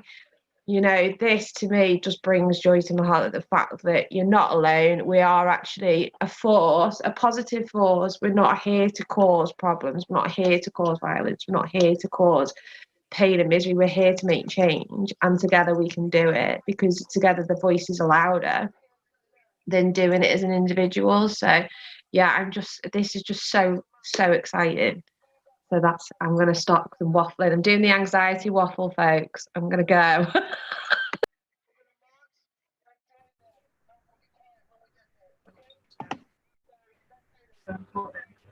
Shall we cut to Annika? Yeah, come in. Well, just a little bit more than that. It's not waffle at all, Kate. You're speaking beautifully. I think there's, the way I see it, I've been involved in protests for just a couple of years, but when I first went to a protest, it was actually an anti-Trump rally, and it was the first protest I'd ever been to a few years ago, and I just cried when I got there. I couldn't believe the feeling of being amongst other women that felt so strongly about something. They had to get off their asses and go and get out and shout about it, and it was just so heartwarming to feel that solidarity, to be together. And I think protests have a dual purpose in that way. Like, yes, we want to make change. Yes, we want the government to listen. Yes, we want the public to listen. We want, there's a strategic purpose in protests. The reason we're doing this Kill the Bill protest right now, today, wanting it to be the biggest ever, is because it's going to Lords at the start of September. This is the key time to really strategically try and get it thrown out at the Lords. However, the other underlying purpose of protest is about community building. It's about resilience. It's about coming together and feeling solidarity, genuinely having your emotions around these important topics to us. I can't describe it. You know what I mean if you've been there, and if you've not been to a protest about something you really care about, I encourage you to get out on the streets and go and feel that atmosphere. Go and be with your fellow humans who feel the same amount of passion. It does you so much good. So there's these two purposes. There's actually strategically trying to have an effect, and then there's this emotional bonding and connectivity, community building. And as we are in this intersection of crises, and we're moving forward into a time in the next 10-20 years, we're going to be dealing with more natural disasters, all kinds of issues relating to the climate crisis. We have to build this resilience. We have to strengthen our networks across communities. We have to come together. And for me, that is a huge purpose of what getting out on the streets and protesting does. It builds communities and builds our resilience. And there's no time like has ever been like this where we need to do that more across these cultural divides, and that's what we can see happening today, which is amazing.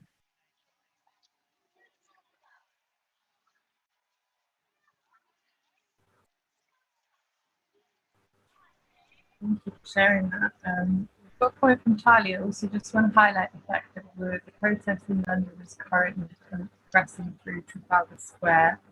We're joining a anti-slavery, anti-colonial rally. I'm just trying to find the exact phrasing because I've got too many words in my head. The name of the protest is Sank Off Day. We're in Trafalgar Square right now. The Kill the Bill protest is joining in solidarity with them. So there's going to be a few speeches soon. So to our amazing live director, whenever they come on, feel free to cut into that. But Charlie, do you want to say your point first? I'll be super quick, and cut me if you need to.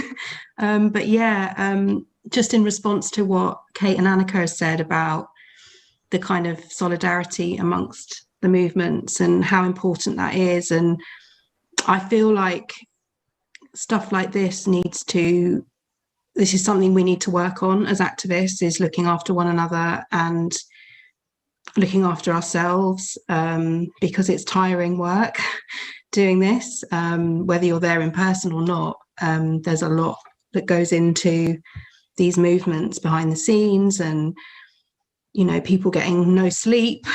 And yeah, I think one of the things that we've talked about with the More Collective is doing some kind of self-care, like a well-being type event, either over a month or a week or a day, where we kind of really consciously think about how we're looking after each other and what we need for our mental health and our physical health to continue this fight, because this fight's going to be a long fight. And so, yeah, I just wanted to kind of raise that, and I'd love to hear when we have a moment what other people think about that, and like how we can better support one another, really, in that way, because I think it's so important. That's all.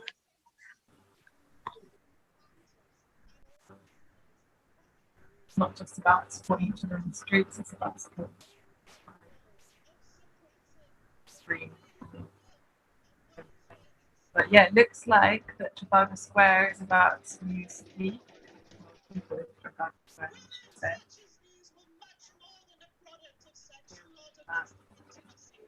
So here it coming in. Countless anonymous sisters, they possessed far deeper resources than those for which they've been given credit. The most powerful and enduring of this was their role as the primary conveyors of culture. This meant clinging to their belief in the medicinal powers of plants, adhering to remembering birthing and weaning practices, adapting their song, dances, dress and food preparation, and reviving their traditional leadership roles by passing this knowledge on to each new generation. These women ensured that Africa's lost children would not only retain their cultural identity, but survive to tell the tale. And that is where I'm going to leave it. And say,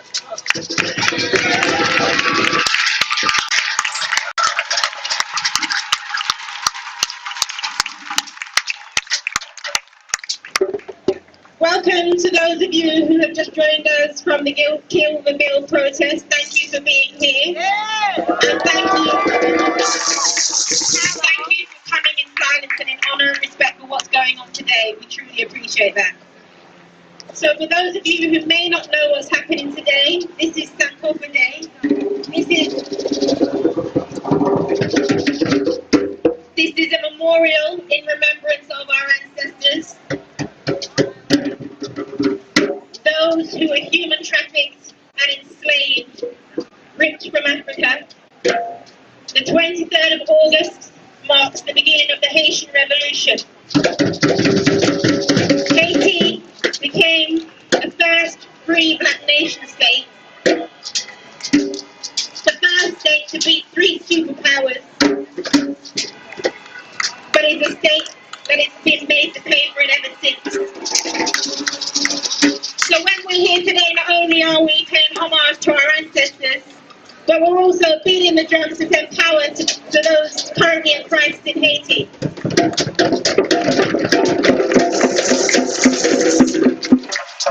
you may see next to me I've got a little boy. This is my little boy. He's desperate to say a few words. So I'm going to let him share a few words with you. And then we might have a few words from us spoken word after. Please welcome my son Jackie.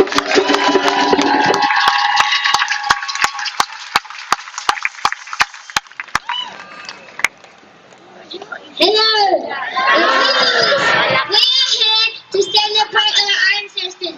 We go back to the past and reclaim what our ancestors had before us. We will never give up on our ancestors. Our ancestors trust us all. We mustn't give up on them. We are here to celebrate them.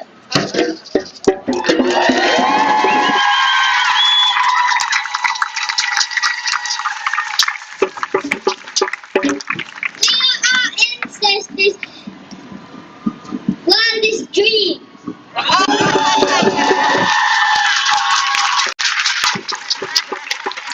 I'm so proud right now.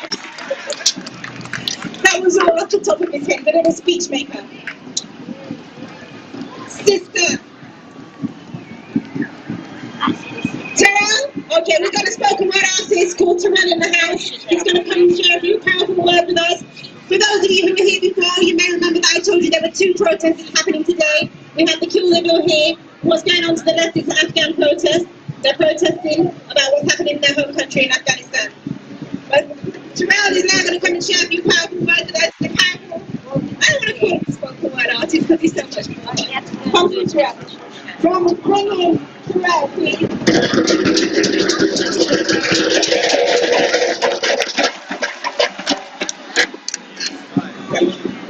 Good afternoon, ladies and gentlemen. For those who don't know me, my name is Terrell Lewis. I'm a spoken word artist, and I'm here celebrating Sankofa Day. So this piece I'm about to share with you guys is in remembrance of Black empowerment and Black celebration, and it goes like this. You see, I thought it was actions that speak louder than words. And I see things more clearly, and I'm starting to face all the facts. You see, everybody wants to be black until it's time to be black. Really? Can you believe that?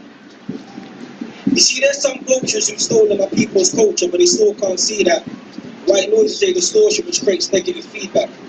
Now, we're all the large proportion, and I'm here to take the fees back and putting an end to extortion. Now it's time for us to free blacks. I'm taking necessary precautions to ensure there ain't a relapse. I've witnessed evil to my people, so now I don't need a recap. We're not seen as their equals, those lies we keep our minds trapped, so we get pulled away to jail, we decide to rise up and fight back. You see, they take all of our rights, but none of our wrongs. They love all of my pros, but none of my cons. You see, I broke free from my shackles and bonds to voice my opinion and give a true response.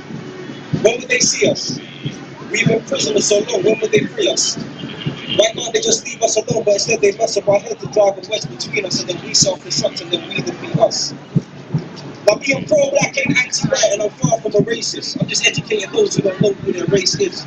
Because we're at disadvantage, the ones we have to race with, and there's only a few people that aren't really willing to change this. Because they're part of this broken government that enforces a broken system. They make black decisions based off of white opinions.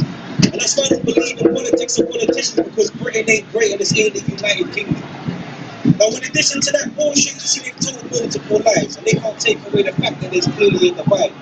You see, I never noticed that at first, but then I suddenly realized that we were never part of the equation, and that's why our access gets denied. Now, why would the media talk about our success when they can make so much more from our struggle? We ain't seen a penny from the Woodruff scandal, that's just a prime example. And to the journalist who wrote that story, that's your last free sample. Black people, we are the news, so it's best that we remain humble. But I get it, it's hard, and it feels like you can't win. Because anything we do, we automatically get criminalised.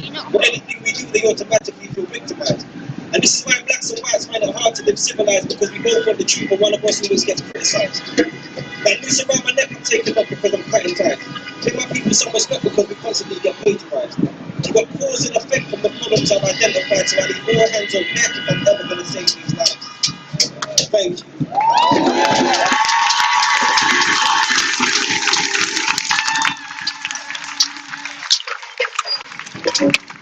Okay, so I know our family from Kill the Bill need to continue along with their protest. So before we do, we're going to bring along and do our 1 minute salute. Did you want to say a few words, Martin? Should we stay for 1 minute? No. Sorry.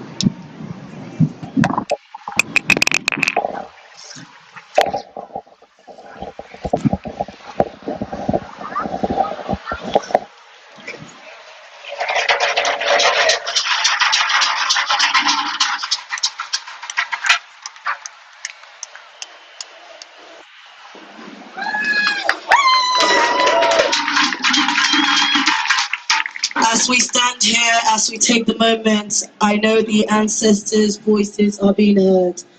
Great Britain would not be great without the blood of who we are. Melanated people have constantly brought greatness into this space, and we need to take time to humble ourselves in their presence. I am who I am based on who I came from. Nigeria, beautiful, blessed. When I tell you that the melanin is like liquid diamond, if they can mine it, they will try and extract it. If they will try and tell you the lies that they think they want us to know about ourselves, let me tell you who I am. Who I am is exactly why I fight. I fight because our voices need to be heard. I pay tribute by my action on a daily basis to make sure my ancestors did not die in vain. I stand in solidarity with Sankara. And I see my sister and I say I'm proud of you. I stand and I celebrate this queen, constantly doing beyond the call of duty. This is not easy, and we celebrate that. And we're bringing our sister Mel, who is us. Can we give some love to Mel? Greetings, family, greetings. And we represent the Global African Congress today for Sankofa Day.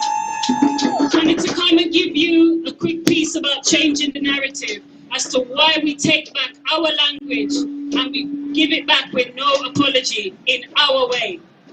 I'm going to say what it is we're changing and what we're taking back. I'm going to raise my hand and you say Ashe. Let me hear you. Ashe. Haiti to Haiti. There has been long-standing injustice perpetrated against Haiti and their compatriots that we change in order to make others pronounce it properly. Ashe.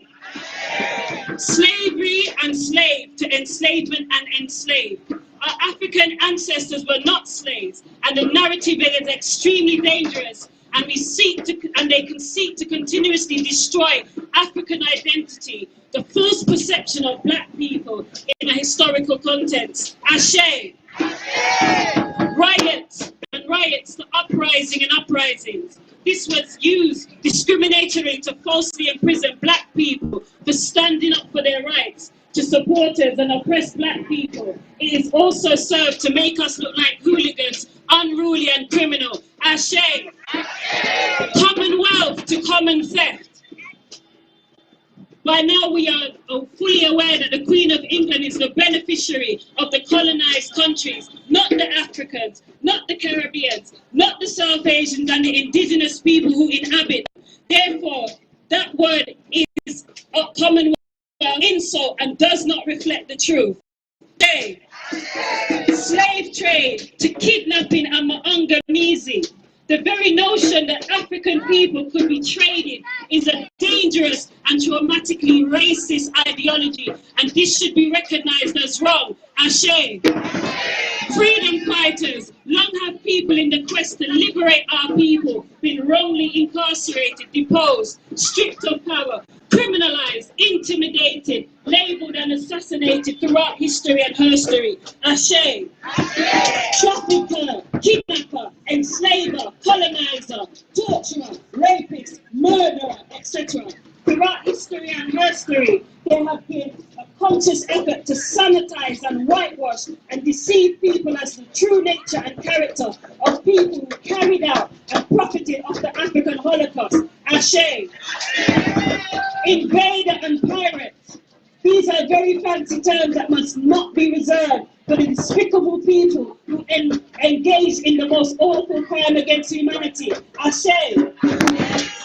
UK in a capital letter, we demote it to common letters. We write this in the European nations in lowercase because of all the atrocities and racism perpetuated now.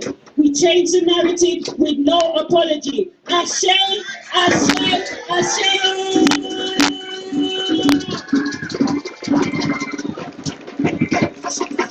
Having us here, we appreciate you, everything you're doing. And thank you. Let's decolonize our mindsets. Let's decolonize our mindsets. Let's decolonize our mindsets. Ashe.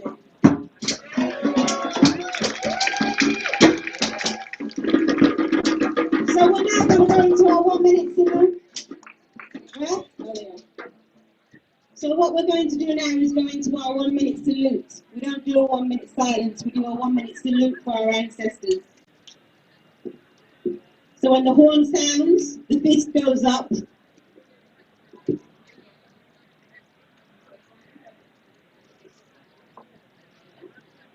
So when the horn sounds, we put our finger up for 1 minute for our 1 minute salute to remember and honor our ancestors, the people who built this country. Thank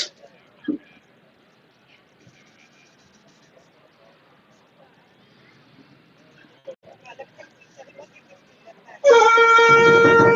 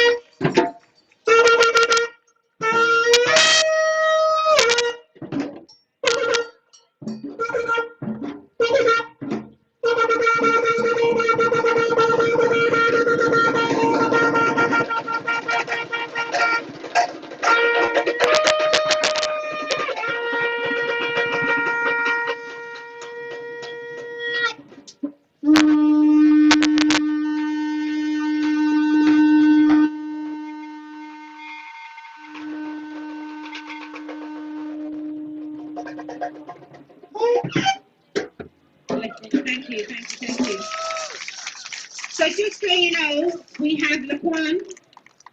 Raise your hand, Laquan. Yes, you. We have badges and programs on sale. They are our Remembrance Sankofa. So this bird here is a Remembrance Sankofa. So for those of you who want to get one of our remembrance offers or one of our programs, which has a lot of great information doing the history of what we're here to represent today, a form can go around even if you wish to get hold of one. Okay, please. So, Terrell. Oh, sorry. Ancestors had a message.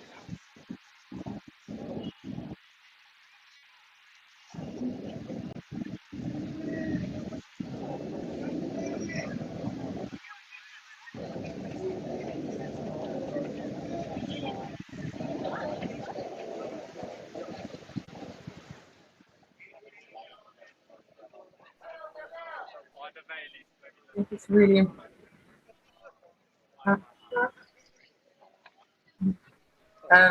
yeah, thank you to the director for bringing us over to Sankofa Day to get to catch those beautiful moments of solidarity and education and remembrance to the fact that today is also the anniversary of the successful Haitian Revolution for freedom. It's so important when we're fighting for our rights to protest to remember all those protests in the past that have brought people rights, that have been successful against all odds. The Haitian Revolution is such an example of that. In fact, it also ties in so much with the how colonization destroys land and how that links into the ecological crisis that we face today, which has a much greater impact on the global south than it does on those who created it. But you can see from places like Haiti the impact that colonial power can have when it doesn't respect the land in the ways that indigenous cultures, the original peoples of the land that looked after the land as one, they look after it in a certain way, usually because they understand that they are part of the land. It's only this Western colonizer mindset that separates humans and the land. And if anyone's ever seen Haiti from above, you can see the divide of where the French colony was and where the Portuguese colony was. Both still colonies, but the Haitian Revolution took back the Portuguese part of the land. And you can see on the map still to this day the impact that the different types of farming has on the land. So even today the soil is not as rich, you can't grow as much food in Haiti. That's one of the reasons why Haiti has suffered enormously since its revolution, since its beautiful, incredible revolution that should have brought all the riches back of their land, that should have brought the power back to these people. But the colonizers still have an impact for decades and centuries afterwards, because the way that it was farmed, the way that they had farms that didn't change the crops every season, they just rinsed the land. They just took everything that they could from it without giving it back any of the nutrients that it needs. And so to this day, you still can't farm as much food, as much plants will not grow on that land, not because of Haiti, but because of the colonizers. That's how long of an impact it has. And then on top of that, the sanctions that the racist world of that time put against this place, because obviously they couldn't have a self-dictated, freed people who freed themselves against these oppressors. So when they couldn't take this land anymore, they put sanctions on it so that they couldn't trade with other countries, they couldn't get wealth in that way, the same way that every other country has had an opportunity to. And this is still having an impact today. So I think when we remember protests and when we remember human rights, ecological rights, the rights of the land and our connectedness with how connected all of our struggles are, I think Haiti is such an important place to remember, because there's so much that interlinks there with, it's never just a one-sided issue. It's always linked with so much, and it's just that is one picture of success in terms of against the colonizers, but just the impacts that they have had such a long time, and they're still having to this day that is the only country that has managed to kick the colonizers out somewhat, and they're still feeling the effects. Now, if you think about the world as we see it now, we're all still colonized under the same system that does not respect the land, that wants to divide us as people, with the invention of race that continues, with the differences in how people are treated because of the color of their skin, which is something that the colonizers invented as a pushback, because people came together in protest, because the oppressed, the marginalized, the indentured servants came together. They invented this thing that we call race, that now people think is a innate difference in us. So it was just a piece of legislation that was made so that the rich could stay rich. It was always, everything in our system was always made so that the rich can stay rich and that the poor will stay poor. And they will divide us to keep us clueless. They will give people just that little bit more power so that we get divided more, rather than letting us come together as people and letting us talk to each other and letting us empathize with each other's struggles. So powerful to see Kill the Bill protest, and all the different groups that have come together for Kill the Bill now coming together for Sankofa Day. The only reason that it was called this detour had to be added last minute was because of issues within activist movements has caused it to be a last minute calling of events. But even still, the solidarity can be there. Our plans can be changed.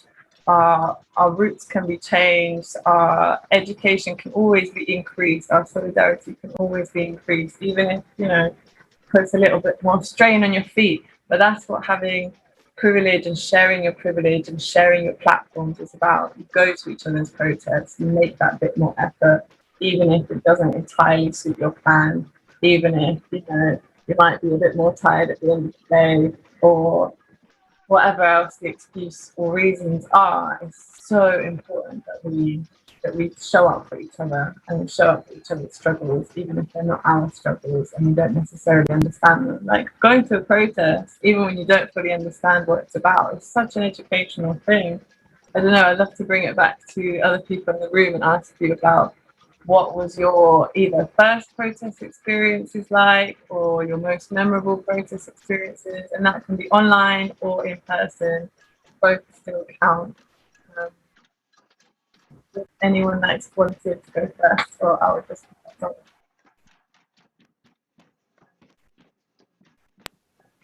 I'll do it.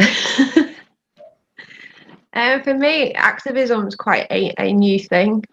As I spoke before, having anxiety and things like that, I really struggled. Didn't feel like I belonged there. I didn't feel like I had the courage or the fight in me like a lot of people showed that they had. And I was afraid as well. I was afraid of the consequence of what would happen if I went. You hear all these frightening stories, don't you, what happens at protests.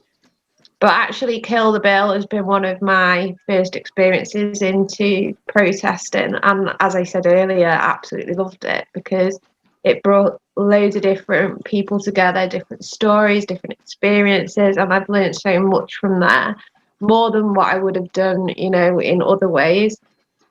And I think it's, like you say, it's brought conversation. It's brought conversation from different activists. And how, whatever we're fighting for, there's always similarities. There's a thread running through what we're fighting for. And I think you do generally feel that you can feel that there is this amazing, how would I say? It's collaborative. It feels more collaborative now that we're all, supporting each other. We're learning so much more, which I think is the most important thing. I mean, I was, shameful to say, but pretty ignorant really to a lot of things. And, being a part of this movement and, making sure that being active in it in a way that, you can participate, has given me so much more knowledge and understanding of other people and their struggles and what they're fighting for, as long as, you know, along with my own and what I'm fighting for. So yeah, the solidarity and the learning has been second to none. I'm just super proud to be a part of this coalition. It's amazing. And watching, like Charlie said earlier, you know, there's definitely a more of the young people coming into activism, and seeing what they're doing, you know, and putting themselves out there is just fantastic. And it does give you more hope, because knowing that, you know, the younger generation is, you know, taking, you know, socialism and activism as a part of their everyday life means that we have got a fighting chance. Because the more of us that are standing together, the more of us that are joining together, and the more of us that are becoming one voice, you can't ignore that, can you? You know, so, you know, solidarity to everybody. It's super exciting, and I'm really proud to be a part of it.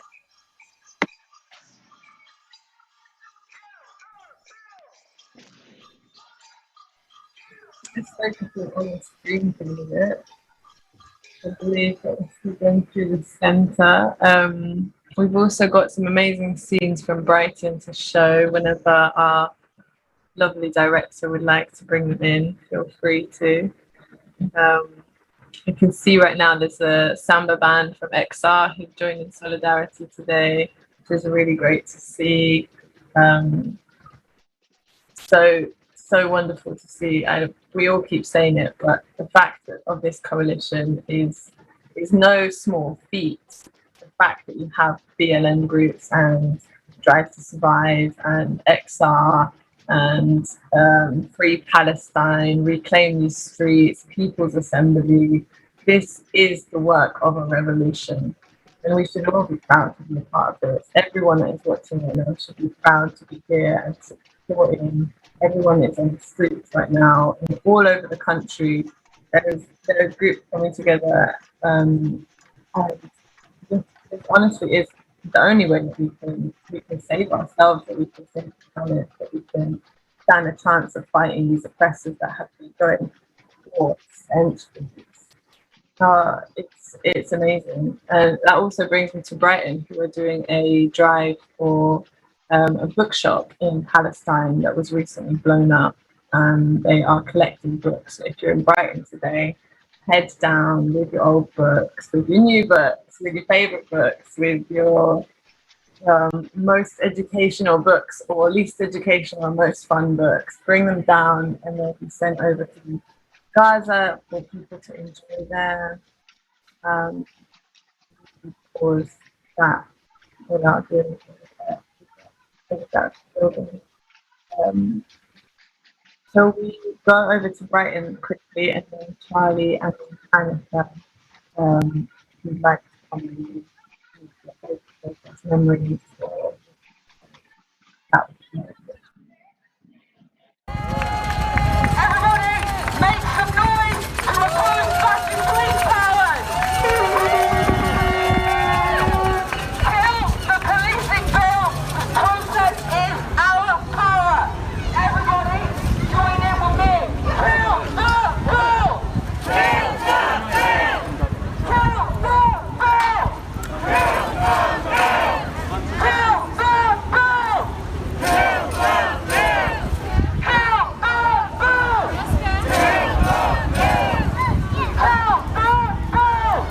Kill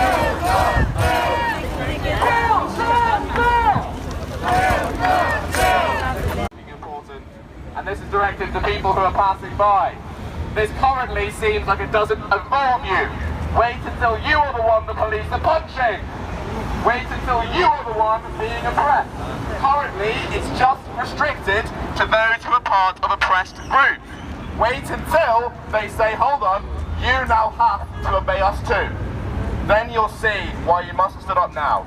Then you'll see why this is so important to fight now. Once it's in, it's so much harder to get back out again. This is crucial that we stop now. The climate is dying around us. People are dying around us. And this bill threatens our ability to stop that.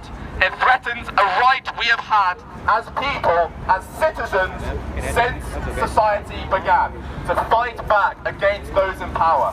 This affects everyone. Say it with me. This affects everyone. This affects everyone. This affects everyone. This affects everyone. This affects everyone. This affects everyone. You are currently not involved. Give it 10 years. Give it till your house is underwater from the climate crisis. Give it 10 years until your children are being killed by police for trying to fight for their fucking future. Then you'll see why you should have fought now. Then you'll see why you should have fought now. Thank you. Come on, everyone, make a bit more noise. Come on.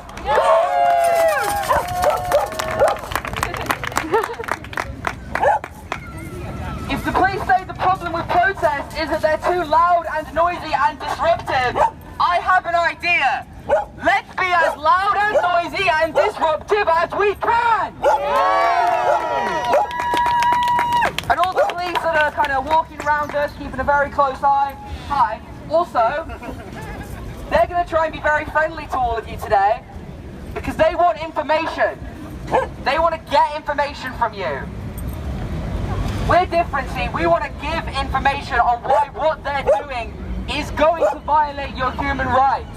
And I promise, we are a hell of a lot friendlier.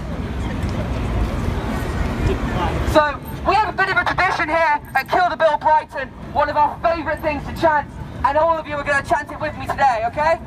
Hey, what are we going for?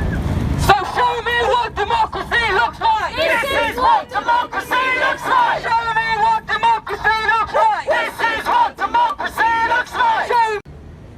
When I came to the UK in 2016, I was almost scared to use freedom of speech because it was so unfamiliar. And the more time I spent here, the more I realized how taken for granted it is. And that's what makes me so glad to be here with Kill the Bill, with a coalition on the regular, or as often as I can, because we're surrounded by a group of people that know not to take it for granted and know how truly at risk it can be wherever you are. So the more you fight for it, the more you come to realize how sacred it is. You know, and we hope to see you here on a regular basis as well. Thanks very much. Democracy looks like! Show me what democracy looks like! This is what democracy looks like! Everybody, spread out and take up as much space as we can! Partly the group who owns the street and partly for COVID social distancing. Thank you. Whose street? Our street! Whose street? Our street! Whose street? Our street! Whose street? Our street! Whose street? Our street! Whose street? Our street! Whose street? Our street! Whose street? Our street! Now show me what democracy looks like! This is what democracy looks like! Show me what democracy looks like! This is what democracy looks like! Show me what democracy looks like! This is what democracy looks like! Show me what democracy looks like! This is what democracy looks like! Show me what democracy looks like! This is what democracy looks like! Hello everybody watching, I'm Zizi and I'm at the front of this Kill the Bill protest. It's Kill the Bill and United Black Lives Matter. So we are on our way swinging down south towards the entrance of Downing Street. As you can hear, we've got a samba band following behind us. We've got some beautiful banners here today. Kill the Bill, no Nazi law. Safety of a statue carries greater importance in our law than the safety of women. Exactly. So like our lovely host was talking about before, and some of the other speakers, we don't really want to be out here protesting this bill. We're here because we have the right to protest other important issues like racial justice, like our climate crisis, which there's no justice on a dead planet. There's no justice for those of us who have been racially oppressed, and there's no justice for those of us who are currently fighting for neurodiverse inclusion. So like I said, we are heading towards Downing Street, and we just blockaded the roundabout at Trafalgar Square. Amazing action, very well coordinated. People blocking the road so that everyone can safely come onto the street. Extremely well coordinated. The mood here, the energy here is genuinely so uplifting. We've been facing some increasingly harsher policing, and especially the Met Commissioner's statement about fairer and harsher policing. Protesters really, I think fair is pretty good for it.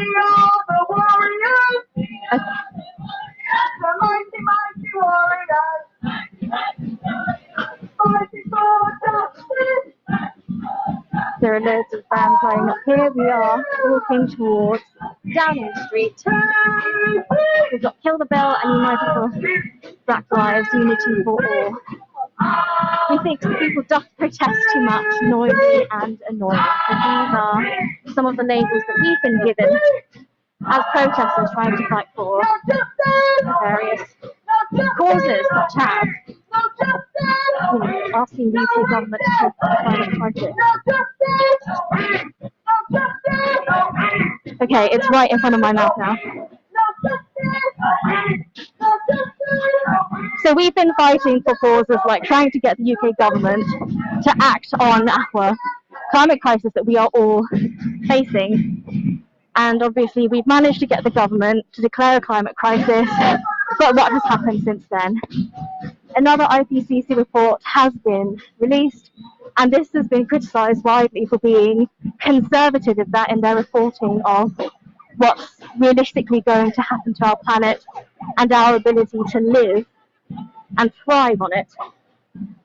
And so we've got the Imposter Rebellion coming up on the 23rd of August, which is on Monday, and that's happening in Trafalgar Square starting at 11 o'clock. So we do have everybody coming together to protest and join in to support each other's causes, which is absolutely lovely to see. Like some of the hosts were talking about before. The police and the bills such as this one were passed to try and divide us. But we're coming together and we are supporting each other. There is no justice until there's justice for all of us.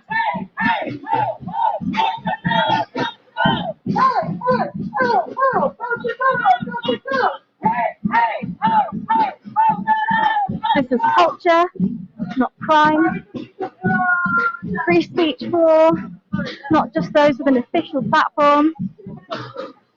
Stifle opposition, attack free speech, ban protest, criminalise trespass, awaken to a police state. This is the Kill the Bill protest. We are on our way to Downing Street. Yeah,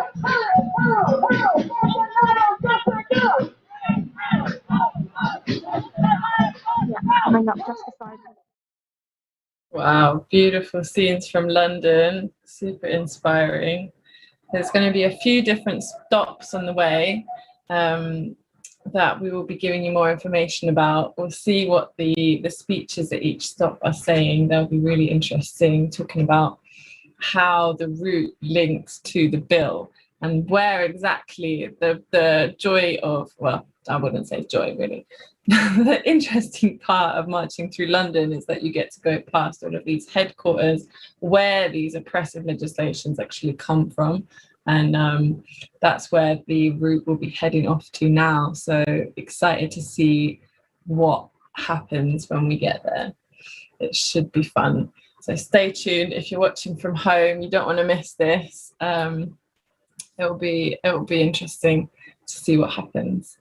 But coming back to Charlie and Annika, have you got any protest stories that you'd like to share. And also coming to all the people watching from home, if you've got any interesting stories that you want to share for maybe anyone that's considering whether or not they should come to a protest, you know, or people that don't necessarily understand it. You know, if you've just been watching about protests in the national media, for example, you will definitely have a very, very different picture than what it's like actually being on the ground. So if anyone's got any stories that they want to share about beautiful moments, educational moments, inspiring moments, either online or on the streets, please drop them in the comments. We'd love to hear from you.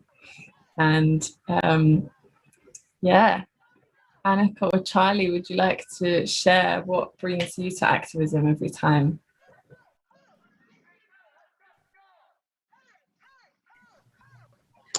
Yeah, I'll go. Yeah, I spoke earlier about mental health affecting my capability or capacity to be at certain things. But actually watching this now live and being here and seeing the courage of other people kind of makes me feel a bit stupid. And I know I shouldn't feel stupid because it's a legit thing. But I think, you know, I've heard a lot of stories and I hear this over and over again that, you know, it's such an amazing atmosphere. Like Kate, you were saying about, you know, the fact that you live with anxiety and that you've been there and that you had such an amazing day when you went.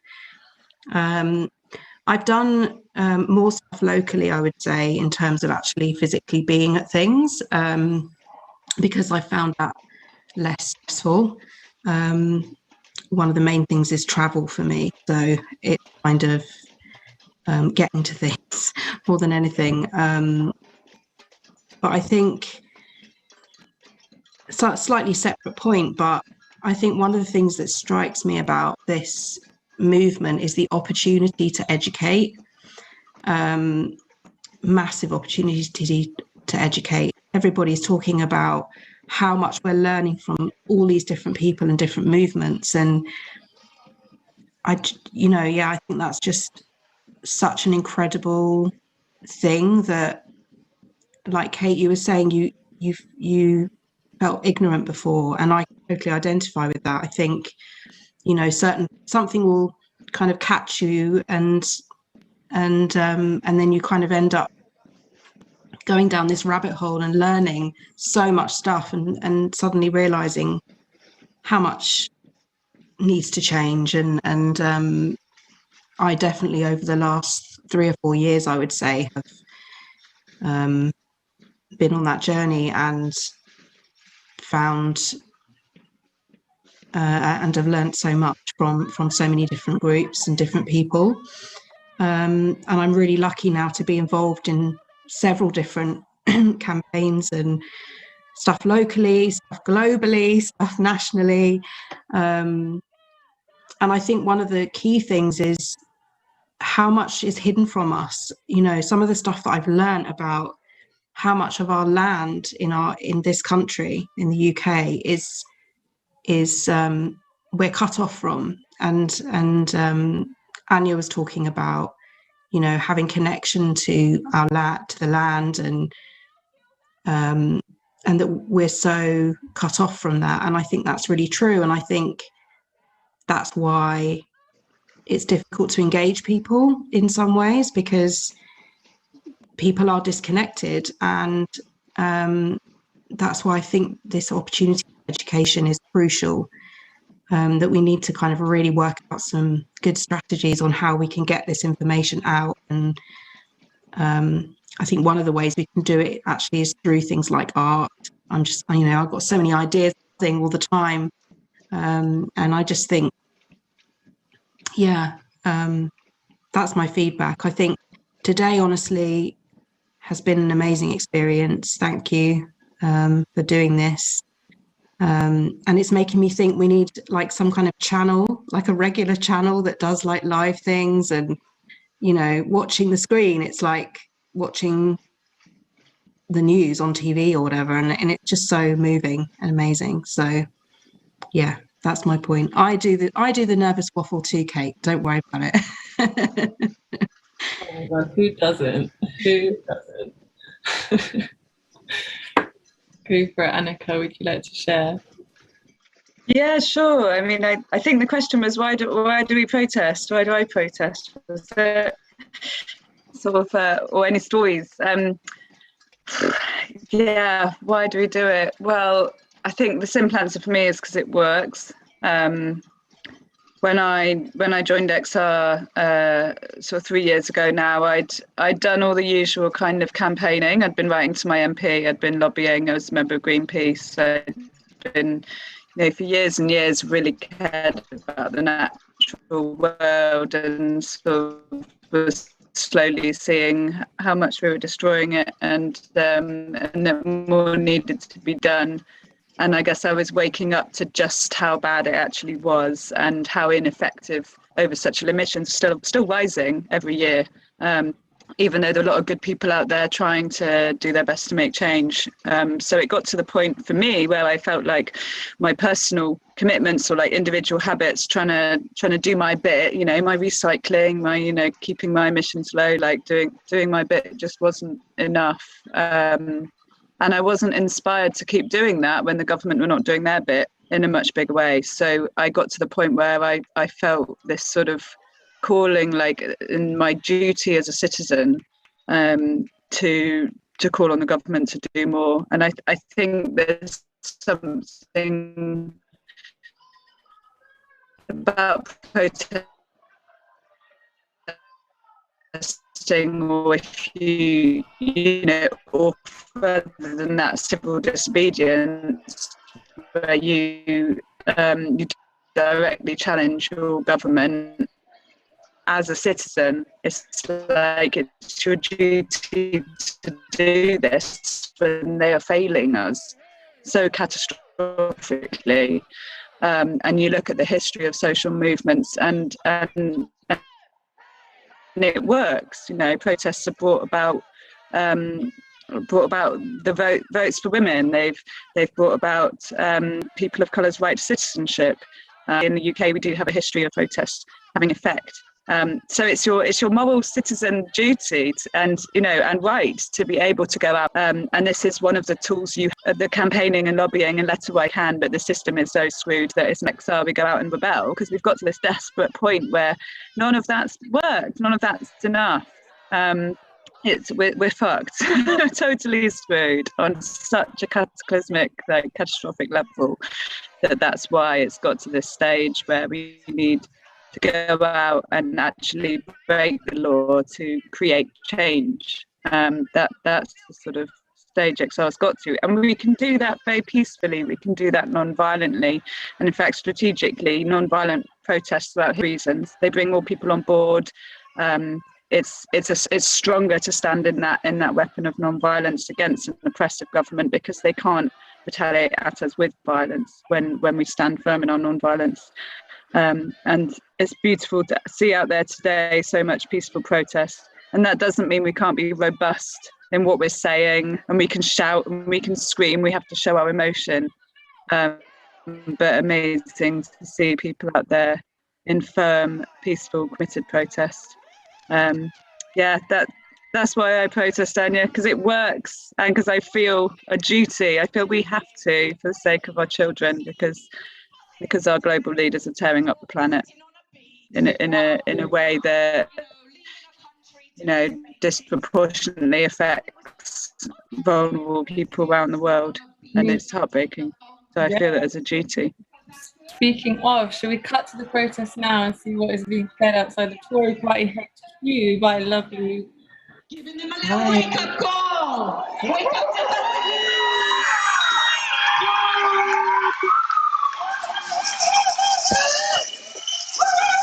let's shake this through! They are here to look after us and look after the people of this country, and yet, what do they say to us? That we're too noisy!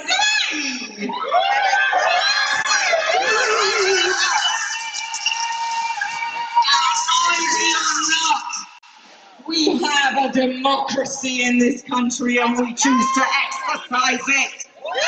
And today we will, and every day we will continue to exercise that democracy. We will not be given or taken it away. We own it. We are the people.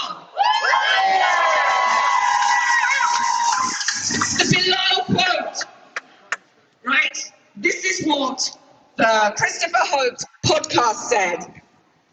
General Conservative MP Sir Geoffrey Cox criticised those who are against the bill, which will increase police power, and labelled them hysterical and ignorant.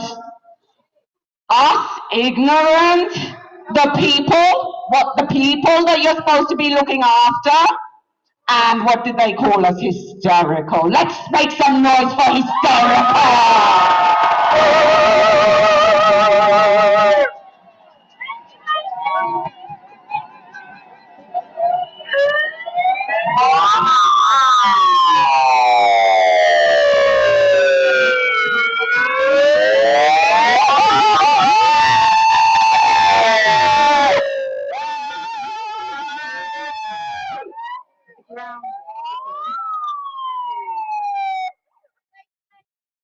Another Conservative MP, David Amers, from South West. My office looks into Parliament Square. Does it now? Your office or the people's office does not belong to you. We put you there, we take you down.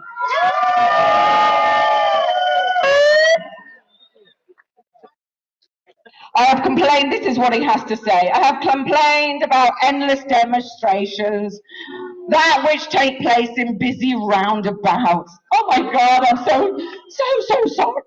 Are we sorry? No, sorry, my love. While you're sleeping on the job, we're here to wake you up.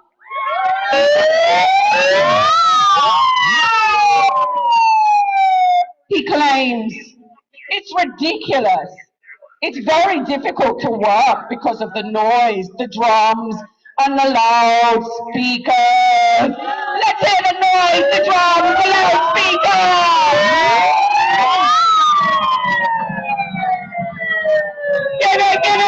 Give it some noise! Boom, boom, boom, boom, boom, boom!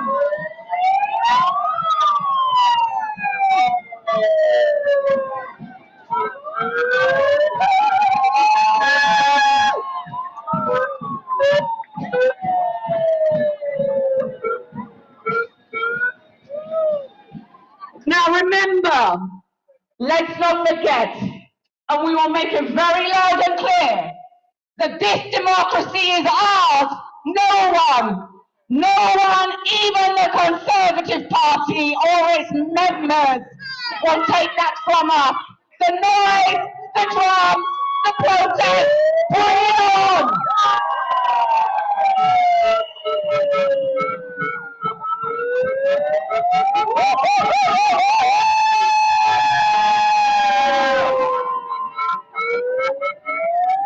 Shake the house now!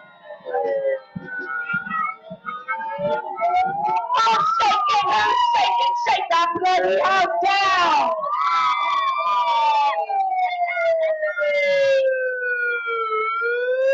So let's make sure, if you're in that office and you're finding it a bit noisy, well then wake up and listen to us! Are we not ready, sisters and brothers? Absolutely. Now, never forget who is the people's voice and power. It's our power. You don't represent us. We do not accept you as our government.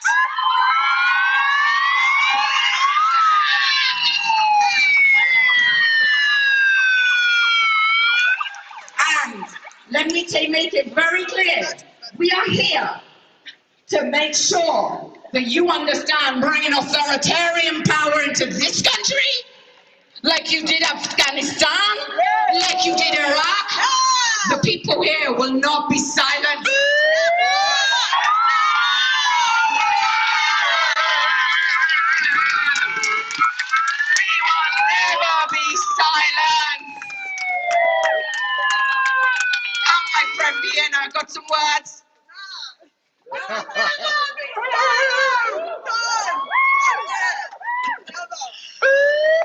I want us to give some love to Bavini right now. Give some When I say Tory, you say out. Tory, out. Tory, out. When I say Tory, you say out. Tory, out. Tory, out. When I say Tory, you say out. Tory, out. Tory, out. Blue Street. When I say Red Street. Blue Street. Kill, kill, kill the bull! Kill, kill, kill the bull! No justice! No justice! No justice! No racism! No justice! No justice! No justice! No racist! Let's just make this clear that this government is not our government. They do not speak for us. They do not sound like us. They're so far removed from the people's voice. This is what democracy looks like. This is what democracy looks like.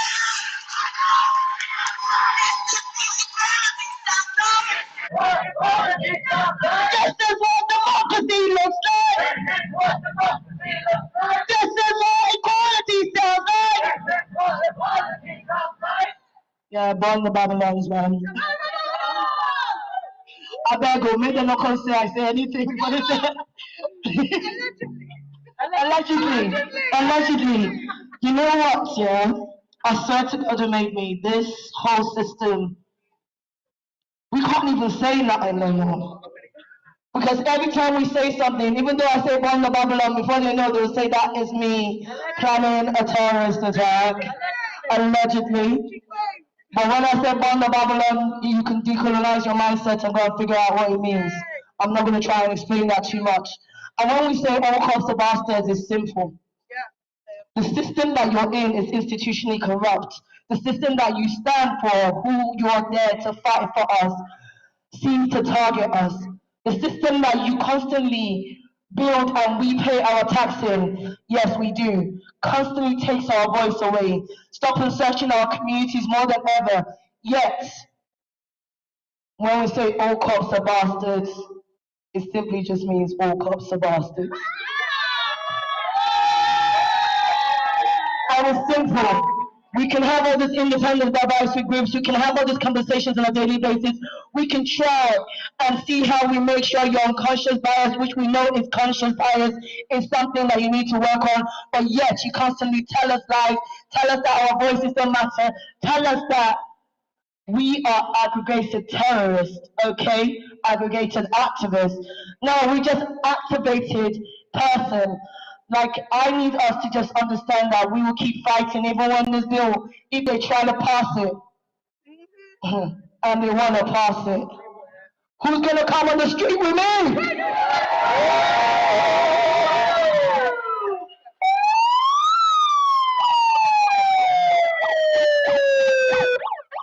Alright. I've just discovered this thing. It's so fun. It's not my new thing. Listen, when we talk about the police in this country, as Malvina has just correctly said, when we talk about the police in this country, yeah, when they say, well, not all police are racist, we say, well, what does that mean? Because if you work for a white supremacist organization, which the police force is, you are doing the bidding of white supremacists. When black youth see police officers on the street, when they see this uniform is a symbol of white supremacy. That is what it is. It's a symbol of white supremacy. When they see our black youth on the street, the likelihood is they're going to get stopped and they're going to be handcuffed and they're going to be harassed. I'm going to tell you a story about something that happened in Enfield, where I'm from. 3 friends were walking on the street in Ponders End. 3 friends. 2 black, 1 white. Yeah? The 2 of the boys got handcuffed, searched, harassed, embarrassed, humiliated, violated in the street. At the same time, what do you think was happening to their white friend who was with them? What do you think was happening? Nothing. That's the standard behavior of the police.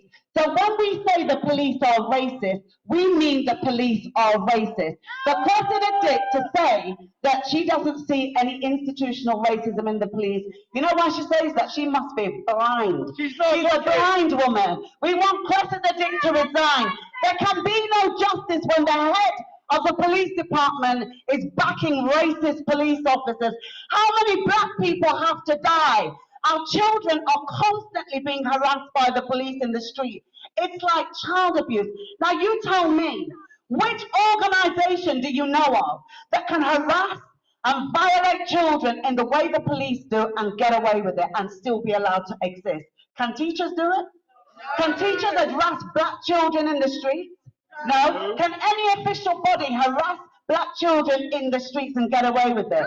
But the police continuously harass our children in the streets and nothing happens to them. Think about it for a minute. Think about the psyche of a young 12-year-old boy. Well, when he wants to go to the park with his friends and he spots a police car, he knows what's going to happen to him. Think about that for a minute. White middle-class children are never going to experience that kind of racial abuse, that kind of racial profiling, that kind of white supremacy. But black children have to go through that every single day. That is a white supremacist system that this police force was built on the back of white supremacy. And as long as the police force exists in its current form, we will protest on the streets. We will never stop making noise. We have a right to protest against their brutality. No justice! No justice! No justice! No racist! I said if we don't get no justice, that's right, if we don't get no justice, okay, if we don't get no justice, if we don't get no justice, and I say, if you look behind me, and I'm not trying to single anybody out, well I guess I am. If you look behind me, you will see some black and some Muslim police officer. Let me tell you something. You were hired for a reason. You were hired so they can hide behind you. You were hired because they can continue to abuse our children and have you standing next to them and they say, we're not racist. Look, we've got a black police officer. I don't care if you're a black police officer. Once you put on that uniform, you are an agent of white supremacy and nothing more. No justice! No justice! No justice! No racist! Solidarity!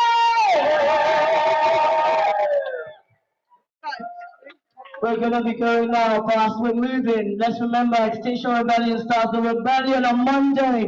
Big up Extinction! Extinction! Extinction!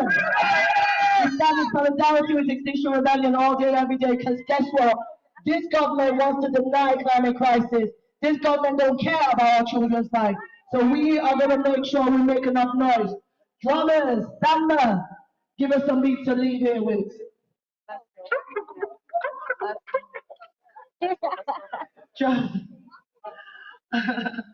Okay.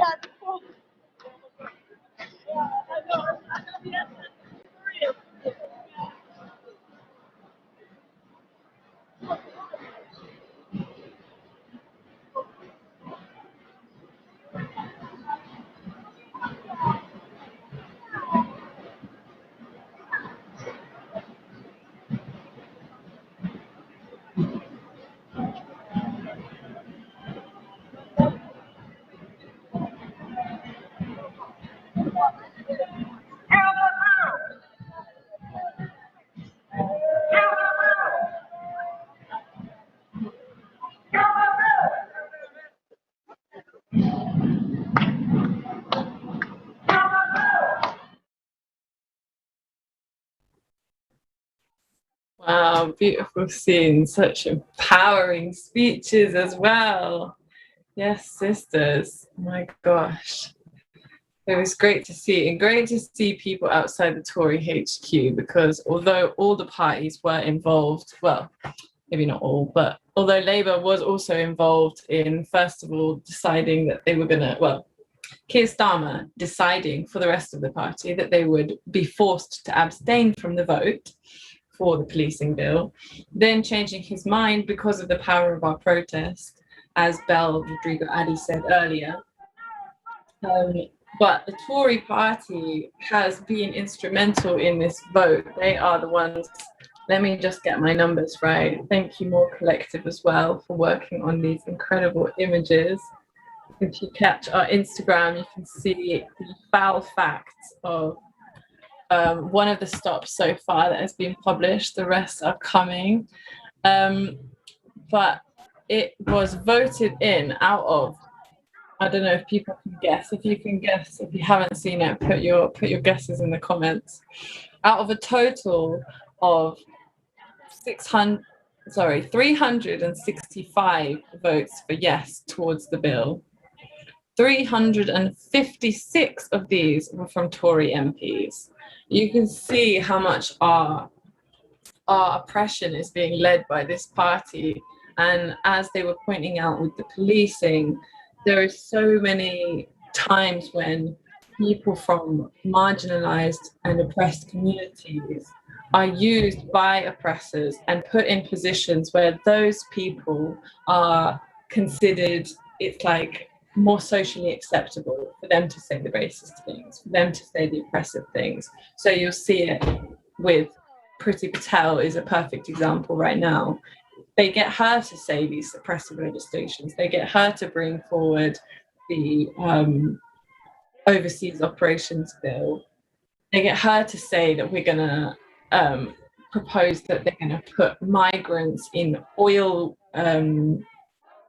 not reserves, what they're called, the oil rigs, offshore oil rigs, when you already have plenty of cases of migrants who are seeking refugee status in the UK, in our towns and villages and cities, who are not getting their weekly allowance for their whole families to feed themselves for months.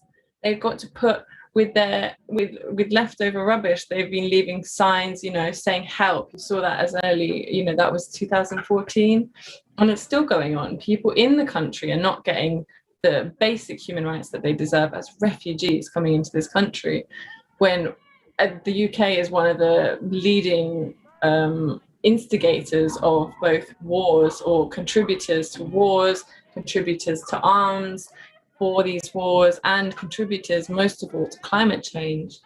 The UK is where the Industrial Revolution, the changing from we used to use renewable energy sources. We used to use water to power factories, rivers. You would have your factories in places where there's a river in the countryside. And you know why? That they moved into coal and gas. It wasn't even because they wanted to. When the people who invented coal and gas being used as an energy source, they had to advertise for years. They were campaigning to the company managers saying, look, we've got this product, you should use our product. And the companies were, like, well, why would I pay for your resource to get energy when I can use the natural energy for free? It's non-polluting. I mean, I don't think that they cared about that so much back then. But the point is that an advertising campaign had to be put to these industrial manufacturers for why they should switch to coal and gas. And the reason that they eventually caved to using non-renewable energy sources was because of unions. They didn't like that when you're in the countryside, when you you know, you employ the whole village. If the whole village is saying we're not having good enough working conditions and we're going to stop working, we're unionized, we're voice of a collective, the companies realize that that's not very good for their profits because they don't have the ultimate power. So by using coal, by switching to coal, the Industrial Revolution, they moved these factories into the cities. They put people into more cramped conditions. They could keep wages low. They could keep conditions bad, because if you complained, you could just be replaced. Now that is what they say when they say burn Babylon. That's Babylon. Babylon is not a thing that you can go and you can burn in the street. They're not inciting violence when they say that. They're inciting people to think about the origins of the roots and the causes of our problems today. It all comes from one place. It all comes from the chasing of money over, you know, joy, over nature, over the things that we're supposed to be living off and living with and being in unity with. It's complete opposition to that when you just chase money and you just ignore people's needs, you ignore the earth's needs, you ignore animal rights, you ignore everything that's good here on earth that we enjoy. But let's switch over to this speaker right now. She's from the GRT community, beautiful young woman. Let's hear it. More power to seize their homes, their vehicles, if they stop on the side of the road, simply because they do not have enough stopping places. The stopping places inside have been destroyed for years. The stopping places inside have been destroyed, and now they do not have where to stop. And when gypsy, Roma, and traveler people will stop on the side of the road, the police will now have the power to seize their vehicles, which are their homes. That's where they live. And this bill will also give the police the power to fine them up to £2,500 each, and also to imprison them up to 3 months in prison, which then means that they can take the children into care.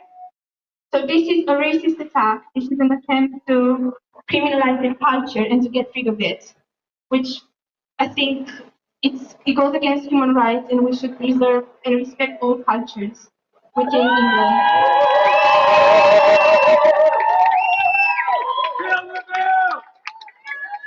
Thank you. Kill the bill! Kill the bill! Kill the bill! Gypsy Lives Matter! Traveler Rights Matter! Human Rights Matter! Solidarity! Everyone listen. Be careful. On that side, my left, your right side, there's some police horse poo-poo. So be careful not to step in the police horse poo-poo. Let's march. Kill the bill! Oh, sorry. Yeah. As we're in front of the Department of Education, right? As a black student, I want to say the education system has failed us, and it continues to fail us. Not only do they tell the teacher, every time a black student gets upset, every time a black student tells something to the teacher that they've done wrong, they label us as aggressive. They suspend us from our school, they expel us, and they tell us that we are in the wrong. This education system, every time we learn history, it teaches us the wrong history. It shows Britain as saviors. It shows them that they went to Africa, they went to South America, they went to Asia, and they brought civilization. That they turned these savages into people. But that's a lie. We're the ones that taught them how to be civilized. We're the ones that taught them to take showers. Because when they came to the Americas, the natives there said that they couldn't stand the stench. This education system is failing black kids, and we will not stand for it.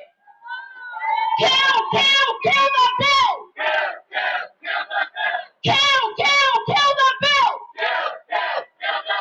Thank you.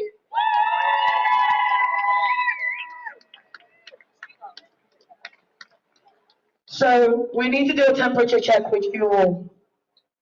You've been marching, you stayed in the rain, we've all screamed, we've all danced, we've lost some people, we gained some people, but we're still together. It depends. Would you like to take a stroll to the Home Office? Or do you want to take a stroll to the park? Which one do you want to do? Sorry, let me ask again. Would you like to take a stroll to the Home Office? You guys are committed, and I love you so much. Because in my mind, I was like, they might not want to walk that much no more. But look at this one. Why do you have to be difficult? There's always one in it.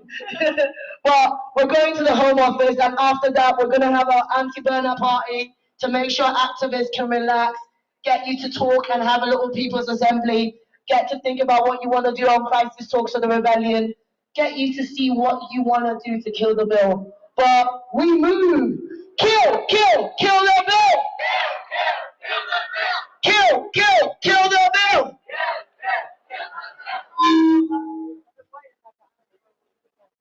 Kill, kill, kill the bill. Kill, kill, kill the bill.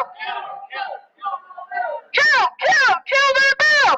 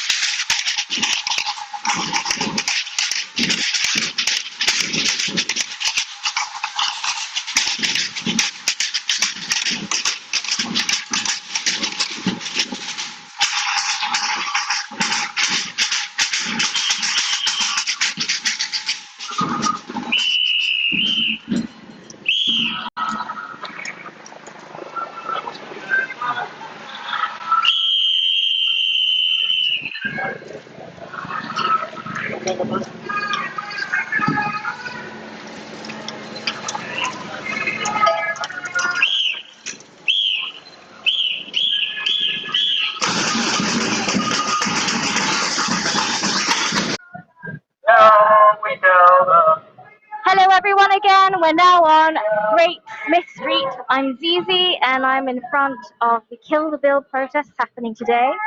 We are on our way to the Home Office. We just had a series of incredibly moving speeches from a couple of our wonderful speakers today. The energy has been incredible. We've literally had the streets shaking in front of the Tory offices with the samba band, marching, stamping feet, and all of our voices all coming together. They tried to divide us, they failed. We've come back stronger and together. So we have Kill the Bill banners here, we have Extinction Rebellion banners here, and we've got Black Lives Matter banners here. We've had speakers from all across the world all coming here today. Like some of the speakers in the Zoom room were talking about before, we don't really want to be here protesting Kill the Bill. This is their way of trying to criminalise protest and taking steps towards more authoritarian government, where this is the real face of democracy, where all of our voices are lifted and amplified by one another, all together. people of different races, different cultures, and all the different diversities. The meeting here is fantastic. We're now on our way to the Home Office. We're walking in the rain, but that has done nothing to dampen our spirits today. I'm here to cause serious inconvenience. That's 100% carries greater importance in our laws and the safety of women. Noisy and annoying, that's who we are. This is what democracy looks like.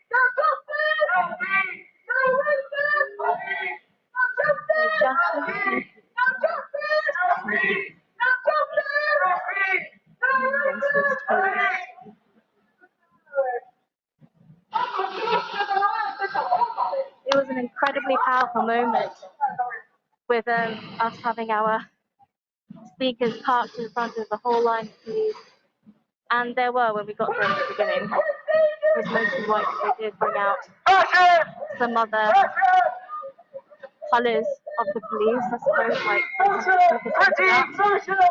a form of tokenism, really, to justify and legitimise the racist institution, and sort of parade out police of different colours and saying, hey, look, you can't possibly be racist, not as an institution, because look, these people look like you. That.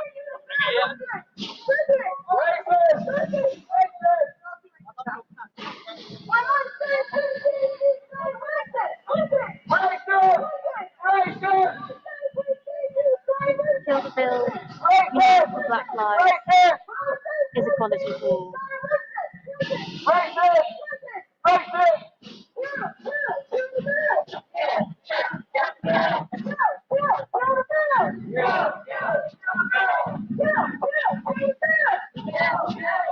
Let's hear a few more voices from our remote guests.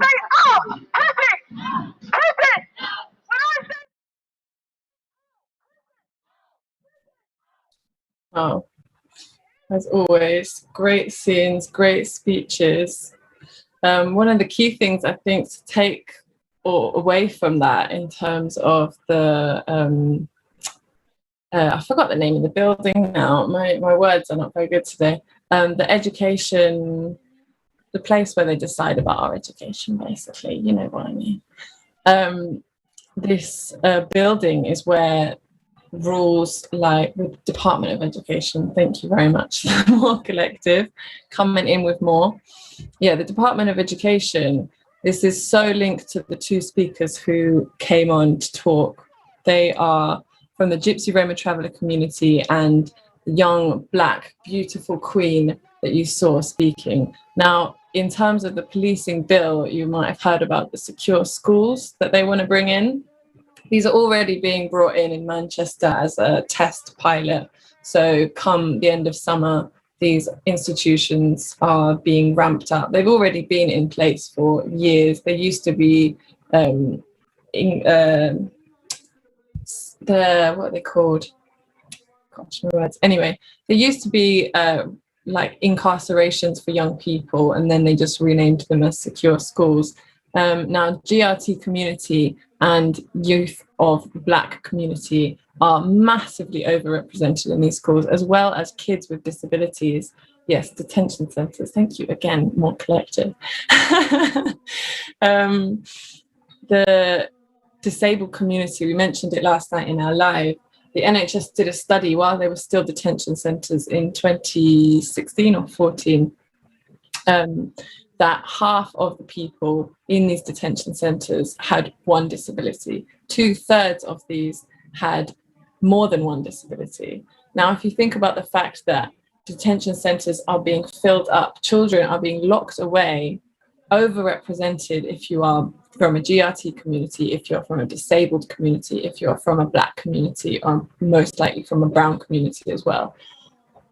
The issue is not with those children. The issue is with the people who are punishing them. So to me, it just seems so illogical but so typical of this government, that rather than tackling racist policing that we were crying about with Black Lives Matter campaigns, rather than tackling the climate crisis, rather than tackling the issue of the fact that these children are being put and locked away in these institutions that have a record of abusing, sexually abusing, violently abusing, and mentally abusing children, they're punishing the victims of these institutions that have problems, rather than just investing in education, rather than just investing in more training for staff to be able to know the differences of types of disability and how you can help people with learning disabilities. This has been a problem since the Victorian age and earlier, that we just seem to ignore and criminalize and attack people with differences rather than trying to get on their level and trying to understand them. I think it's just endemic, as they're calling the crisis now. It's endemic. It's been in our system for so long, and it's just increasing now with this government. They're not taking any steps. There's so many courses that they could give to people. You could give police unlearning racism. You could give police training in de-escalation, but they're not given these things. Police and teachers instead are being given more powers. Police are being brought into schools to get more kids criminalized and locked away in detention centers, which inevitably lead to more trauma, which leads to less participation in society, useful participation in society, which is the reason, again, why white supremacist culture disregards people with disabilities and always has. It was a capitalist agenda. Again, these people didn't have as little rights as they do now back in the olden days, because back in the olden days, when things wasn't just about how productive you can be for society, it was about, your value to your family, your existence mattered. But now they're taking that away, because all that matters is how productive you can be to society. And yet they don't help people to become more productive to society. They just criminalize you, punish you, lock you away. It's a waste of money, ultimately. They say it's to save money or to save people in society, but they're saving no one and nothing. But I'm really sorry to be talking over the speaker. Shall we cut to the event and see what is being said? But who actually runs this? Who runs this? We've got to remind them of that. Who is with me? Who's with me? Who's with me? Solidarity.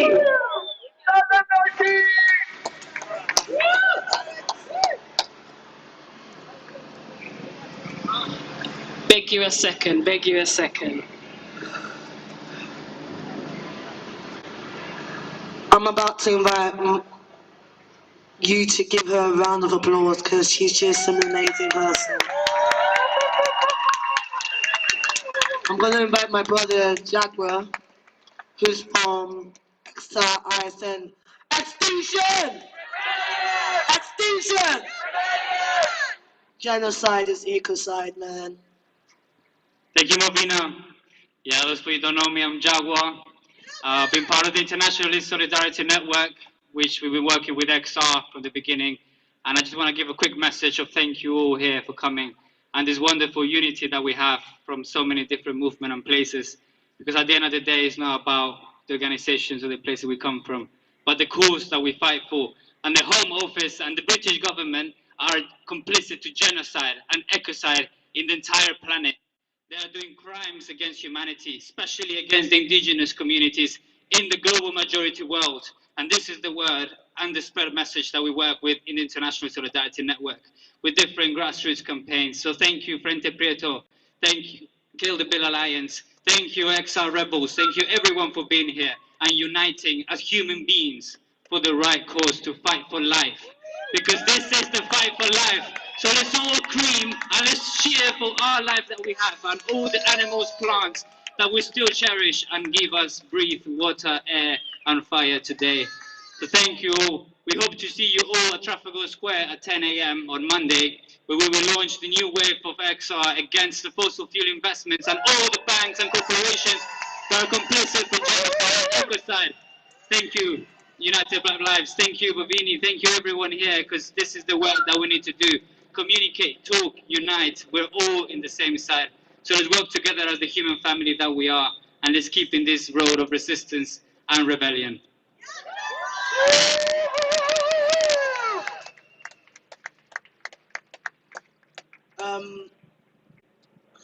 Sorry. Thank you so much, Jaguar, for everything you keep doing for the community, for Reparation March, for XRISN, for XR Youth. So much you do. Let's give Extinction Rebellion some loud round of applause. It's good to be rebellious, you know.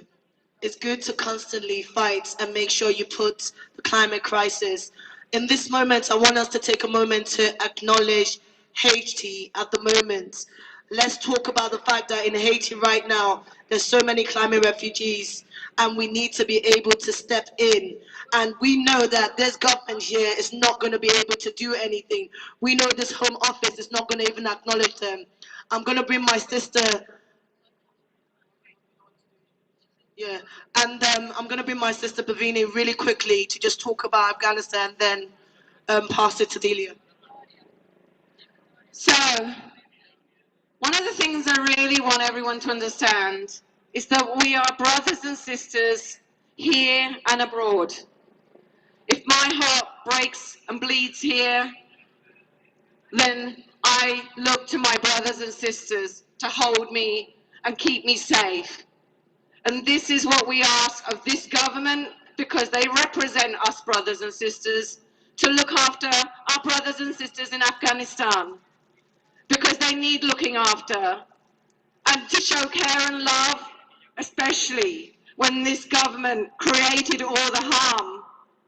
We call upon this government to open up its borders, to bring home the brothers and sisters that they've caused pain to give them a home, to give them the life that they deserve. When one does harm, we show how to rectify it by calling it and providing a safe home. We are all human, we do make mistakes, but this government has never learned from its mistakes. This is the crying shame. Learn and stop disrupting people across the world. Learn that your powers are destructive, and if you don't want more people coming to this country, stop interfering. Because nobody chooses to be here. They choose to come here because you've made destruction over there. You've made their country and their home unstable and unsafe. So when we call upon this government to look after our brothers and sisters, they are part of the problem now. They need to be part of the solution. And in that, we must demand for a safe home for them, as they are brothers and sisters of ours. And when we ask this government to act now on the climate and ecological collapse, all of our brothers and sisters in the global south, there's nowhere left to run. We must all make a stand, because you and I, brothers and sisters on this street, where are we going to go? Where are we going to go when the climate and ecological emergency lands on us? It started. It's not if, it's not when, it's now. So when we look across the globe, we must acknowledge that the safety of all of us is at risk here. And this is why we call upon all of you to come out onto the streets on Monday, on the 23rd. Extinction Rebellion is making these demands clear, because when you stand here, our brothers and sisters in the global south will also feel that protection. So whose streets? Extinction! Extinction! Thank you, everybody. I'm not going to wrap it up. I'm just going to mention something. And regretfully, you know, we've got two sisters here, and I don't know your pronouns, sorry, who were just stopped and searched by the police. And I have to say to you, this is like a day in the life of a black person. And the irony is, when we asked what they're being stopped for, guess what they said? The typical line they use to black people, you fit the description. When Babylon, and right now, if you look around, Babylon have formed a line all around us. There's as much Babylon here today as there are protesters. We're here protesting against the police bill. We're protesting for the human right to protest. You understand? And the police themselves, your own union put out a statement. You didn't even agree with the bill. You actually voted no confidence in Priti Patel. So I don't know why you're surrounding us, because you don't agree with the bill either. Listen, we're going to march on. We're not going to let Babylon intimidate us. We've got a right to be here. We've got a right to march. We've got a right to make noise. We've got a right to protest against the pernicious police crime sentencing on courts bill. And we're not going to stop. Solidarity, march on, comrades.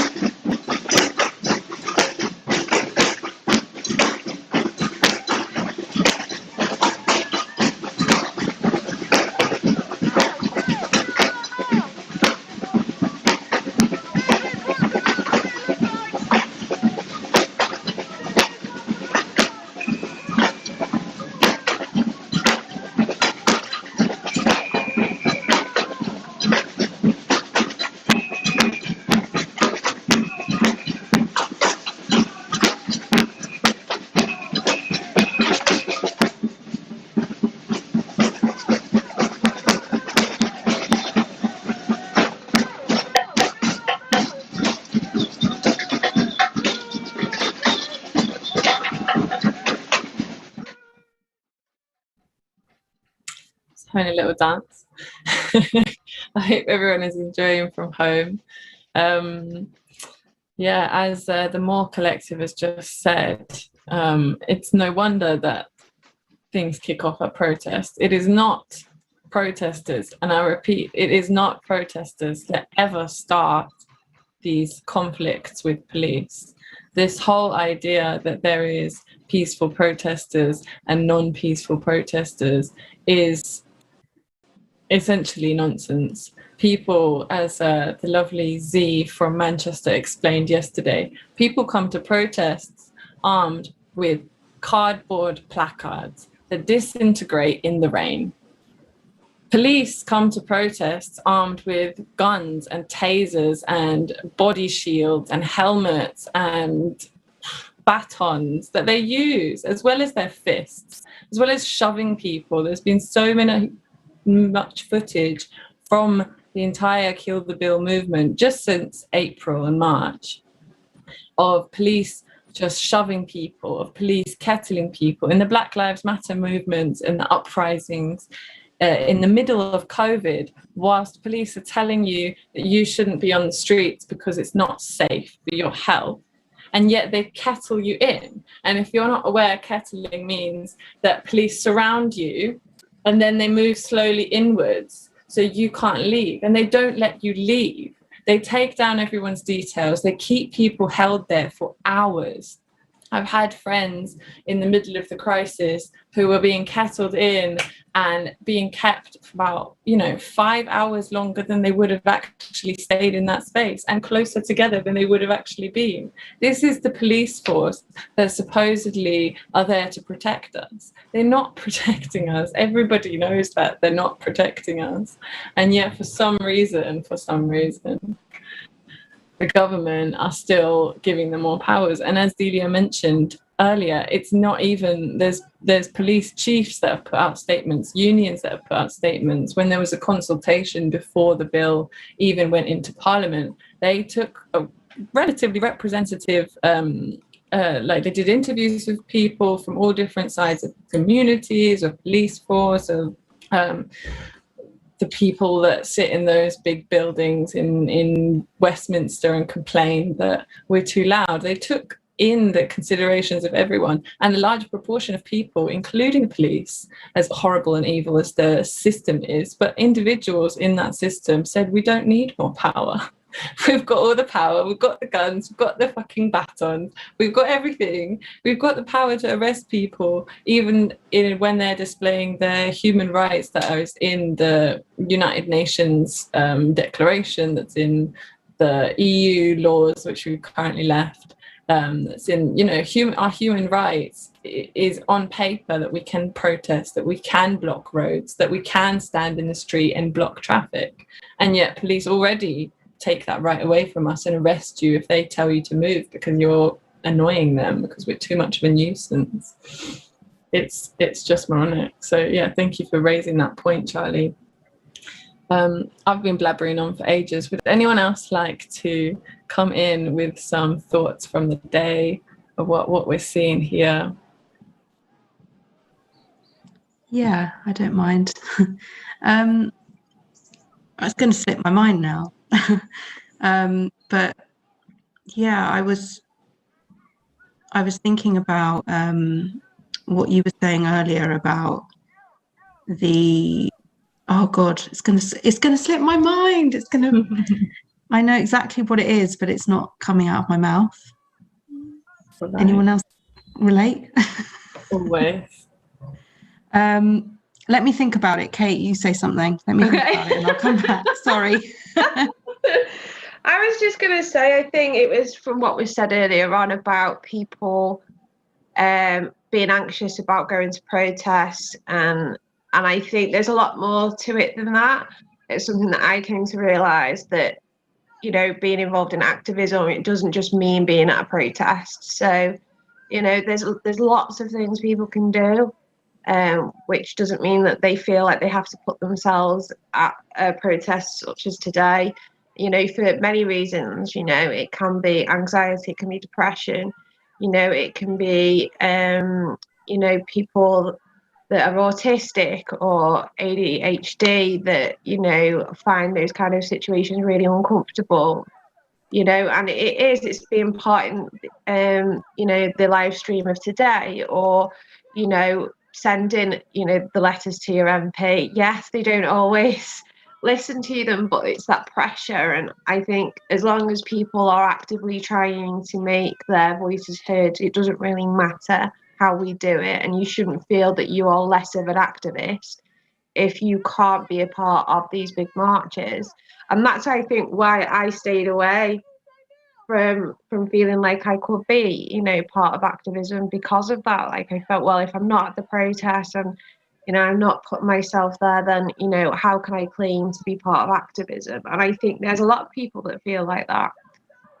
But since being a part of it, there's so many other ways of doing it, you know, making platforms available to people where you can, you know, put protests on there, or you can put new and up and coming, oh, the word's escaping me now. We sign them, come on guys, what are they called? Petitions, there we go. You know, setting up a petition, sharing a petition, conversations, you know, having those debates with people, because I think a lot of people feel uncomfortable with debates because if somebody doesn't agree with their point of view, then you know, they feel as though that's a statement about them as an individual, rather than, you know, remembering that you're separate from that.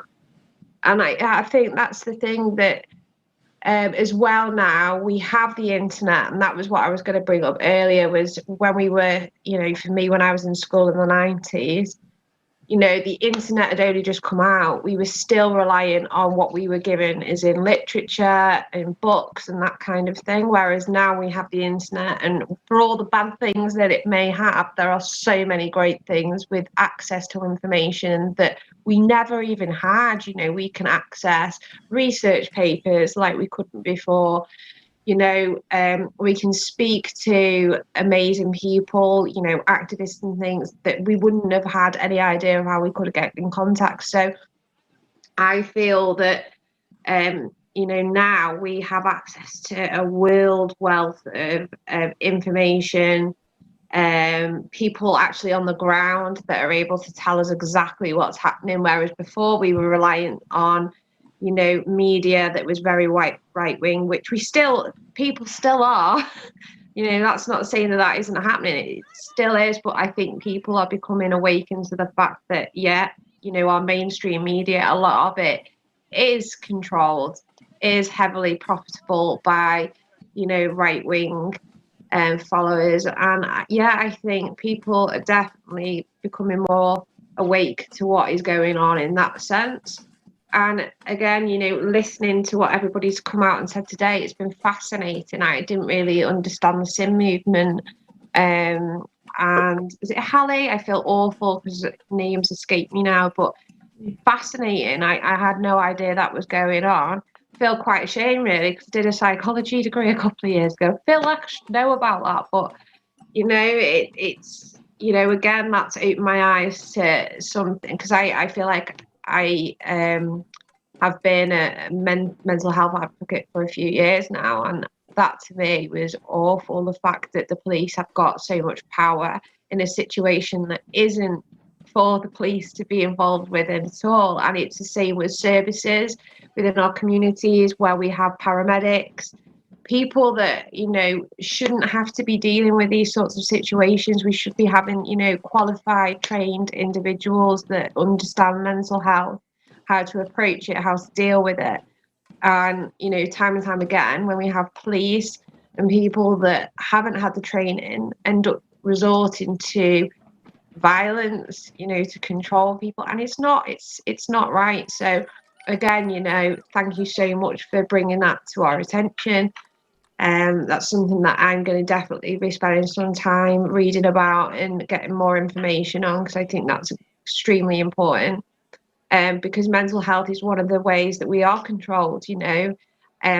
It's awful, I can't remember who said it, but, you know, depressed and anxious people are the most easiest to control. And, you know, that is where we've been forced to that point.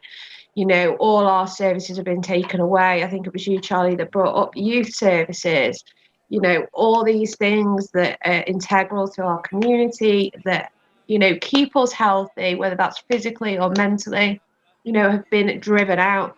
So people do become part of the cycle. So hopefully, you know, now we are able to access this information, we can start pushing and making those grassroots changes. Well said. Well said. Just to highlight the fact that they have made it to the final destination. Should we cut and hear what they're saying and then come back to you, Charlie? Is that all right? We cut to the some amazing people But thank you to Samba. We've not finished. We've got some amazing speech. Can we give some love to Samba? Can we also give some love to Hare Krishna, who's got some food too? And I'm passing it to Delia now, who's going to introduce our next speakers for this round. And then later on, we're just going to sit down, have some music, and talk, and have a people's assembly. Thank you very much. Solidarity, everybody. We're still going. We're still going. Listen, our next speaker is a little shy. He needs some encouragement. Can you please pick him up? He needs some encouragement. I've been trying to get him to speak for months, and this is the first time he's agreed to do it. So big up to my brother from Enfield, Brother Paris.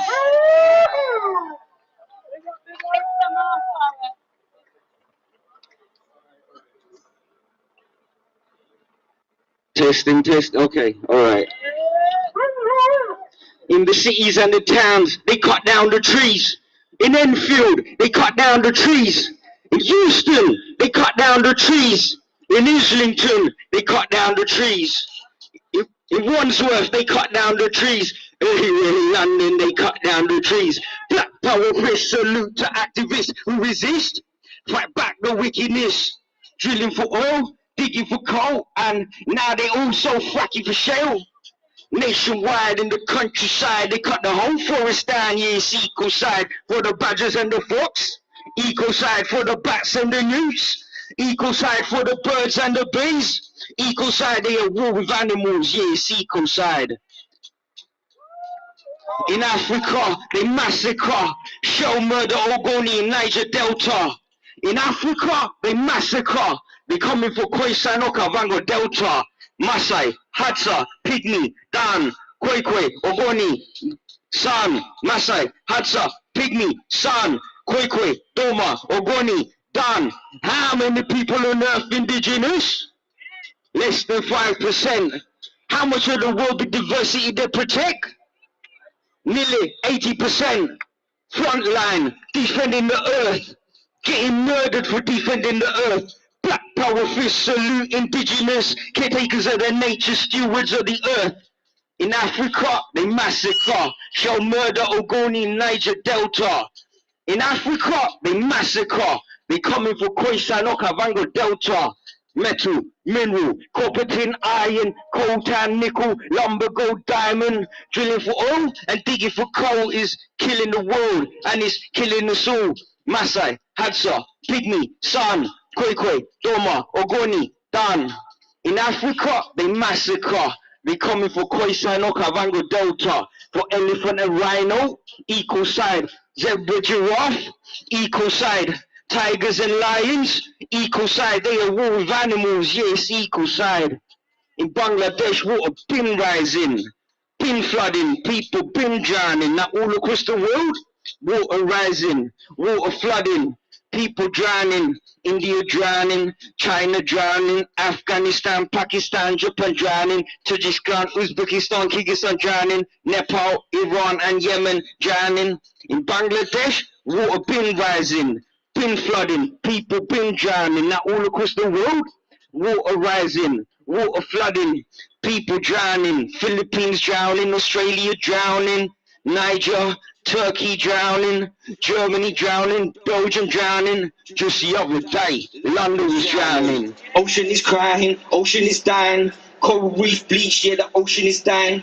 Acidification, deoxygenation, industrial waste, the ocean is dying. For the dolphins and the whales, ecocide. For the sharks and the fish, ecocide. Octopus and squid, ecocide. The seafood industry is ecocide. Melting, the ice is melting. Ocean spilling and Arctic oil drilling. Polar caps about to collapse. Ocean spilling and Arctic oil drilling for the wolves and the seals. Ecocide. Arctic fox, ecocide. Polar bear and penguin, ecocide. They are war with animals, yes, ecocide. In Amazon, it's a massacre. Waraniano, Mami Kayapo, massacre. Tikuna Awa Arawete Mako Kaksinawa, massacre. Front line, defending the earth, getting murdered for defending the earth. Black power fist salute indigenous, caretakers of the nature, stewards of the earth. How many people on earth indigenous? Less than 5%. How much of the world with diversity they protect? Nearly 80%. Front line, defending the earth, getting murdered for defending the earth. Black power fist salute indigenous, caretakers of the nature, stewards of the earth. Jaguar, panther, puma, sloth, tamarin, capuchin, paca, blue frog, capybara, anaconda, iguana, ocelot, opossum, onslaught, macaw, marmoset. In Amazonia, so many animals. Scientists don't even know most of the animals. Capitalism at war with the animals, intentionally killing home of the animals. Metal, mineral, copper, tin, iron, coltan, nickel, lumber, gold, diamond. Drilling for oil and digging for gold. They'll burn the whole forest down just to grow beef cows. Serious, they lit the Amazon on fire while the rest of the world burn wildfire. They'll burn it down just to grow beef cow while the rest of the world burn wildfire. Burning, burning, the forests are burning. All around the world, yeah, the forests are burning. Canada is burning, USA burning. Argentina and Russia are burning. South Africa and India burning. Algeria, Turkey, Cyprus, Greece burning. Italy burning. Everywhere burning. Ain't nowhere safe, yeah, the fire is coming. Burning, burning, the forests are burning. All around the world, yeah, the forests are burning. Canada is burning, USA burning. Argentina and Russia are burning. South Africa and India burning. Algeria, Turkey, Cyprus, Greece burning. Italy burning, everywhere burning. Ain't nowhere safe, yeah, the fire is coming. These capitalists, imperialists, colonialists, the lines of tyrants are murderers, murderers who are murdering Mother Earth. These capitalist, conservative, fascist, ecocide alliance of tyrants are murderers, murderers who are murdering Mother Earth. They criminalize environmentalists. They criminalize the indigenous. They criminalize the global south. They criminalize the working class. Capitalists are the villains. Colonialists are the villains. Imperialists are the villains. We are the resistance. Black power fist salute to activists who resist. Fight back the wickedness.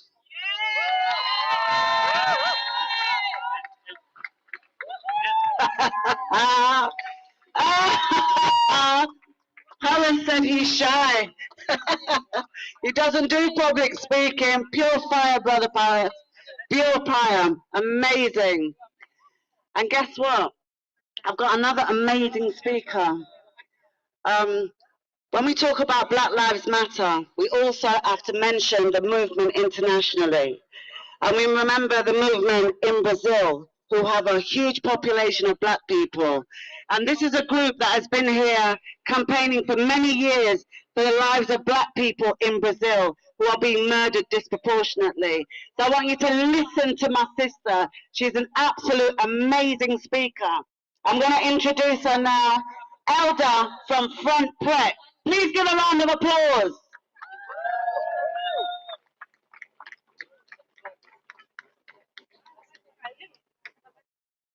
Hello, hello everyone. Greetings.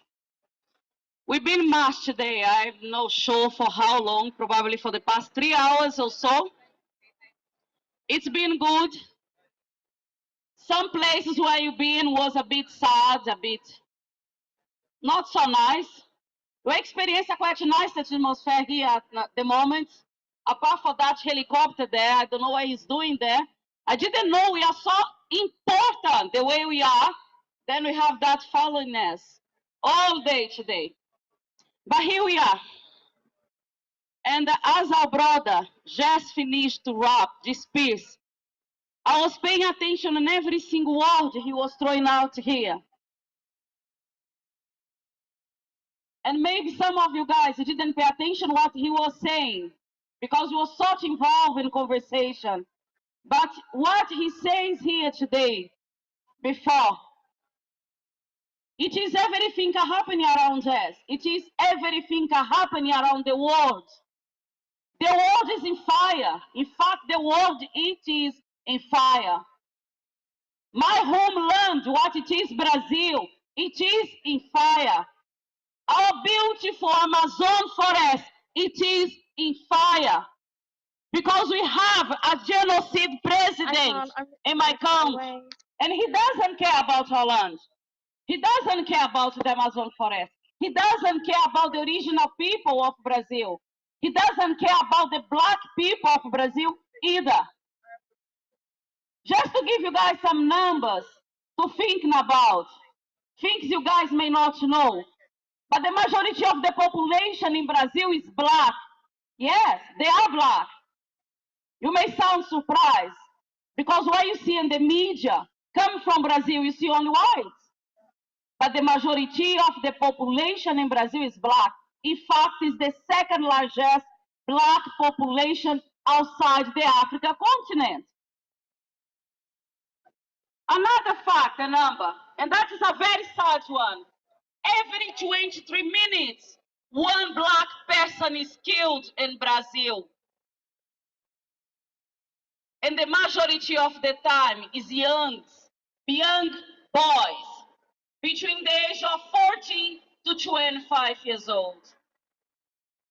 Did you stop to think every 23 minutes, someone is killed in Brazil and this someone is black? The police brutality in Brazil is twice or maybe 3 times worse than the police in USA, being considered one of the most brutal police against black people. Brazil is much worse. Unfortunately, as I'm standing here today, more than 575,000, that is more than 500,000 Brazilian people is being killed by COVID. You know why? Because of the mishandling of the government in Brazil, of mishandling Bolsonaro, of the genocide Bolsonaro in Brazil. He didn't care. He still don't care. He's still going everywhere without a mask. He still say that's just a little flu. He still say, if you want to have the job, if you want to get the vaccine, that's your business. If you don't do it. Our hospitals are packed. And before people say only old people are going to die with COVID. But in Brazil right now, the intensive care full of young people of the age 18, 20, 25, 30, 35. They are there and they are dying. Because the president of Brazil doesn't care. He's no bother at all about his people. I have a letter to here today to read for you guys. This letter was sent to me by indigenous leader. Her name is Sônia Guajajara. She is an indigenous leader in Brazil. And she also the coordinator, the executive coordinator of APIB. APIB is the articulation of indigenous people of Brazil. I'm going to speak this letter today. I'm going to be reading this letter today, what is her words. The indigenous Brazil are descended to Brasília, the capital of Brazil today. They're going to be there for the next week, fighting for their rights to keep their land, fighting for their rights to survive. And that is my brothers and sisters I'm speaking about. So I'm going to read you guys this letter now.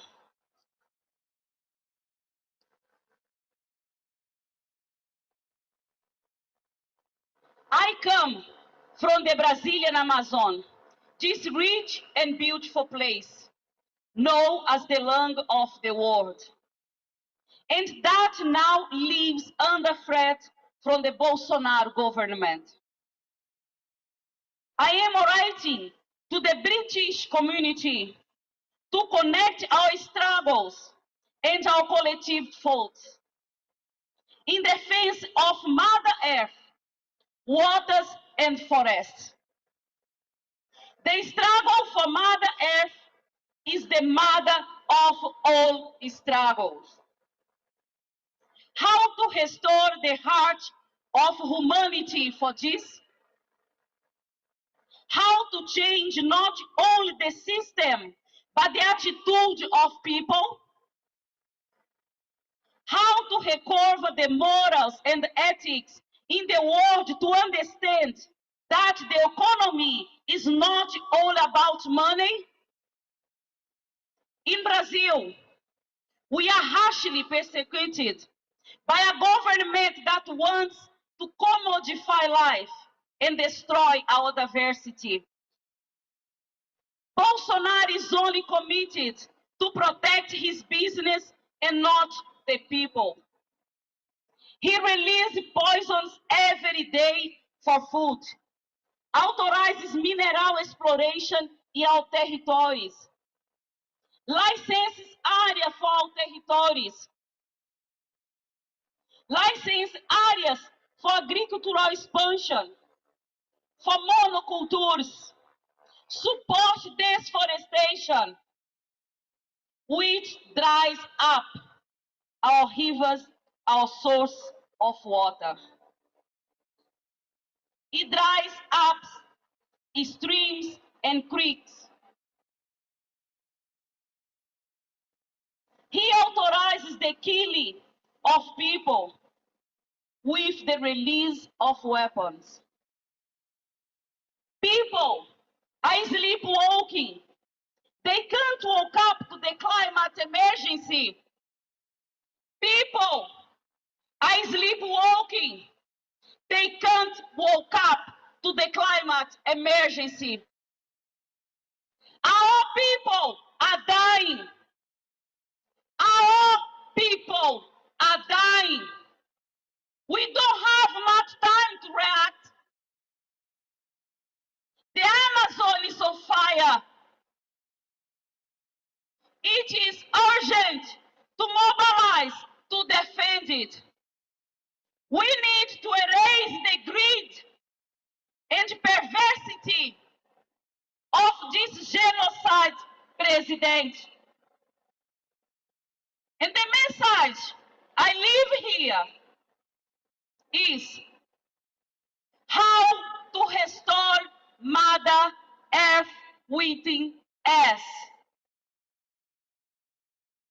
We are all threatened.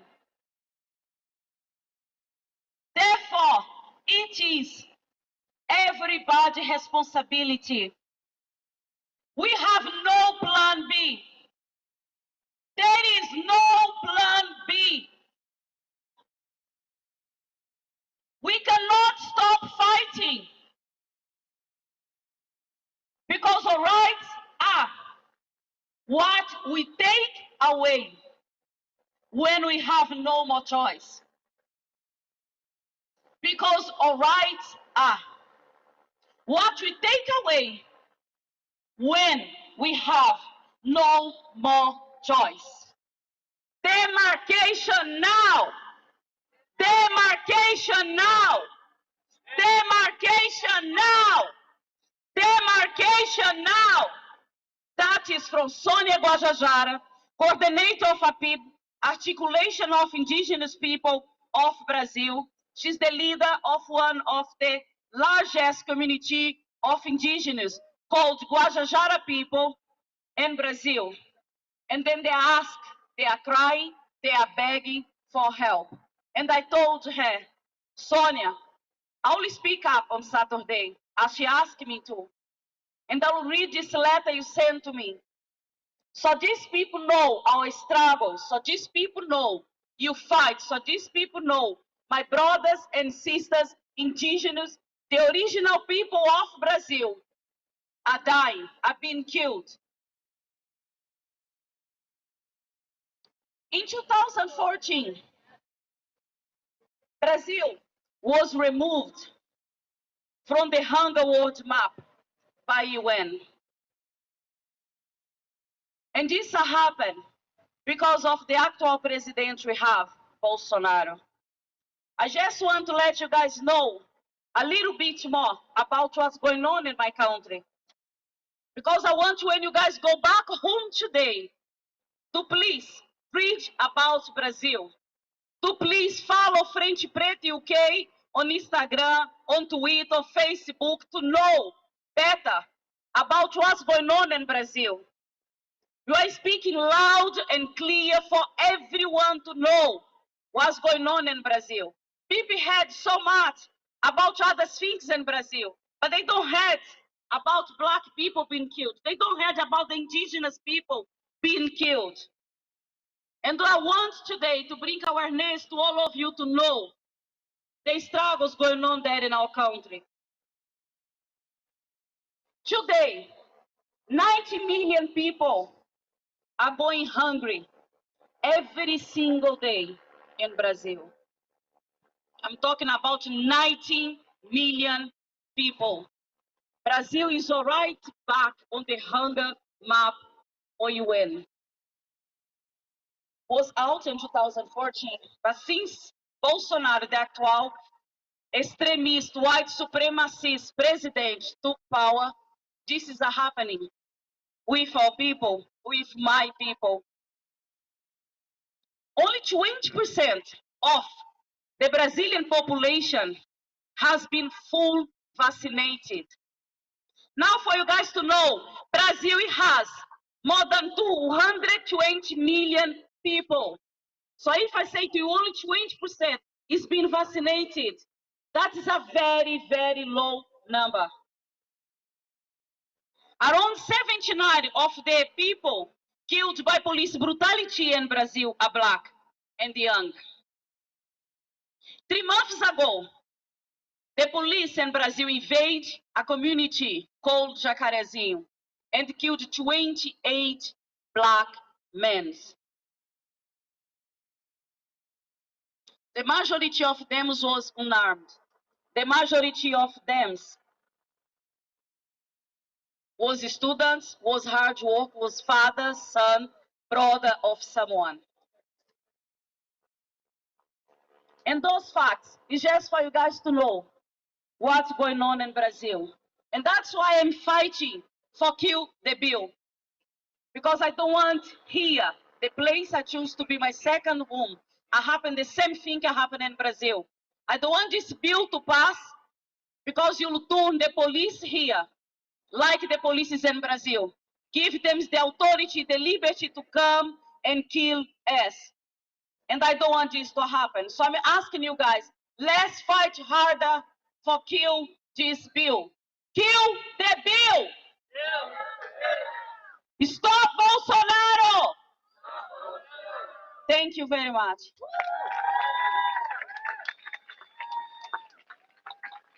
Thank you, Sister Elder, educating us as always on the atrocities that are carrying on across the water over there in Brazil. Our first Kill the Bill protest was in April this year, and some of you will have heard about some arrests that took place. And we're lucky enough to have one of the arrestees here today from the first protest. So please give a warm welcome to Marlon and let's listen to what he has to say. Hello everyone, I didn't expect to be talking today, so allow me a bit of grace period. So essentially, yeah, I am an artist and a youth practitioner. I work with youth all the time. I was working with young people 2 days ago from age 3 up to 18 plus. As we know, the Conservative government have cut 700 youth centres and they've cut £1 billion out of the youth provisions for young people. And there's a correlation between the cuts in youth provisions and the increase of crime. So I'm there to empower young people. I'm there to inspire young people. I'm there to make young people think about things that they don't get the opportunity to think about at school. And I'm glad the police officers over there are walking away as I'm about to start chastising them. That's great. So yeah, that's what I do, and that's what I'm really passionate about. And what I would say to everyone out here is do not believe the media lies that they propagate about young people. Young people are our future. Young people are going to be the saviors of the world, and I hate to put that onto them, but the previous generations have fucked it up, so I feel like they're going to be the ones who save the world. So let's make sure that, thank you.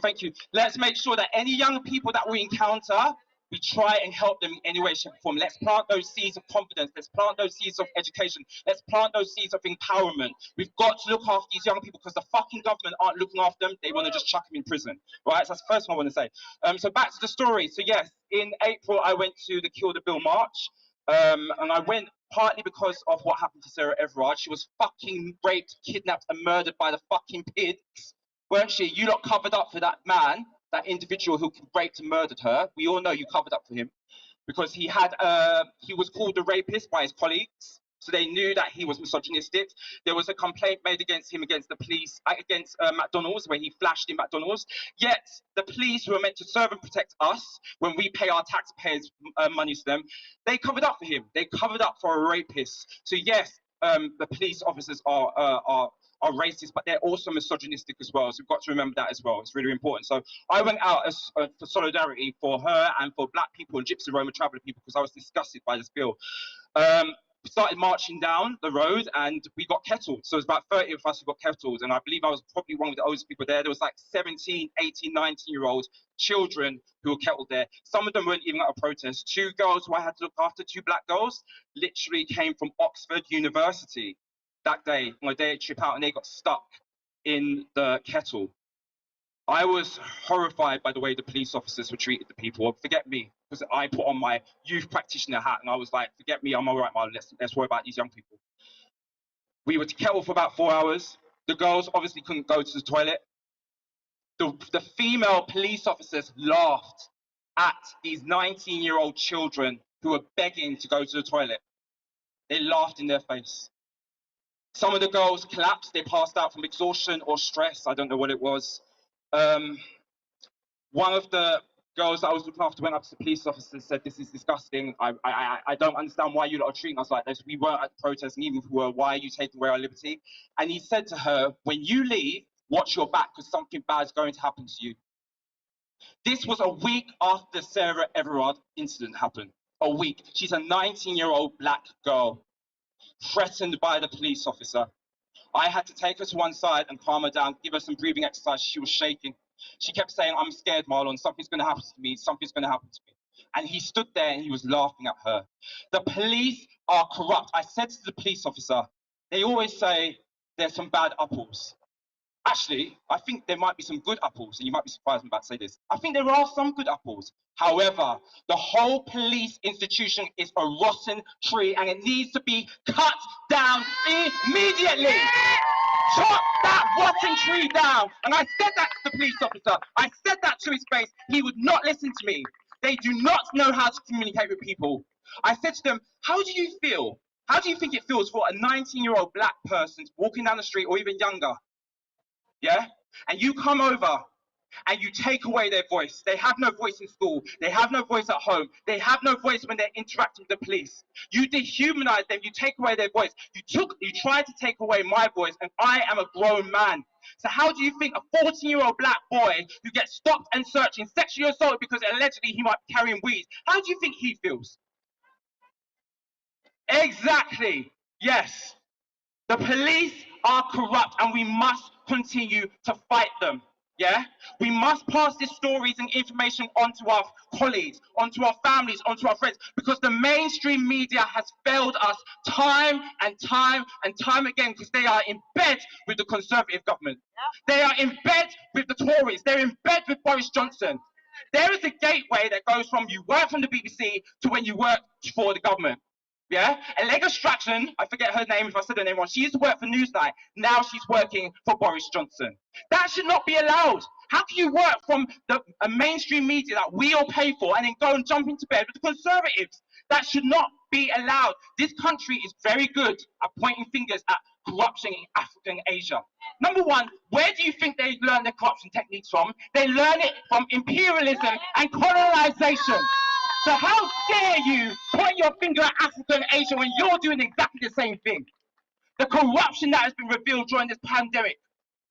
Contracts, dodgy phones that are going missing. It's atrocious, yet we sit and allow this to happen. We have to use more tactics in order to destroy not just the police, but this government. We need a new way of thinking. We need a new way of living. 107 people were arrested the day I was arrested. So I was put in prison as well. I was searched in the middle of the street, no privacy given. I was handcuffed, and I don't know if anyone's ever been handcuffed before, but my wrists were hurting. Yeah, the handcuffs actually hurt. Yeah, because I was like, oh, why is the handcuffs hurting? The police officer said, well, that's just how it is. It always is like that. And I was like, okay, all right. They separated 2 19-year-old girls who weren't from London. One ended up going with me to Hammersmith, another one ended up going to Morden. Remember, they're not from London. So I had to stay with her, which was fine. I had no way to get back home. No Oyster card, nothing. I lost my debit card that day. So luckily the girl I was with, she got me a taxi back to Woodgreen. I spoke to the police officer and said, when will I find out that I'm not being charged? Because first of all, they said I was being charged for assaulting the police. Then it was assaulting public property. Then it was breaking COVID regulations. Then it was breach of peace. They were just fishing for things to charge me with. They said, you will not find out unless we are charging you. So I had to go a whole week not knowing if they were going to charge me with something I hadn't done. How does that make me feel? When my employer phoned me up and said, oh, I heard you got arrested. What's going on? How does that make me feel? Why is there no mental health provision for people who have been arrested wrongly? Why do I have to sit at home and think I might get charged with something I haven't done? The only reason why I found out I wasn't being charged because I went on Twitter and it said they were charging 4 people out of 107 people that are arrested. 4 out of 107. So you lot are wasting your time and your resources by arresting 107 people but only charging 4. What's that about?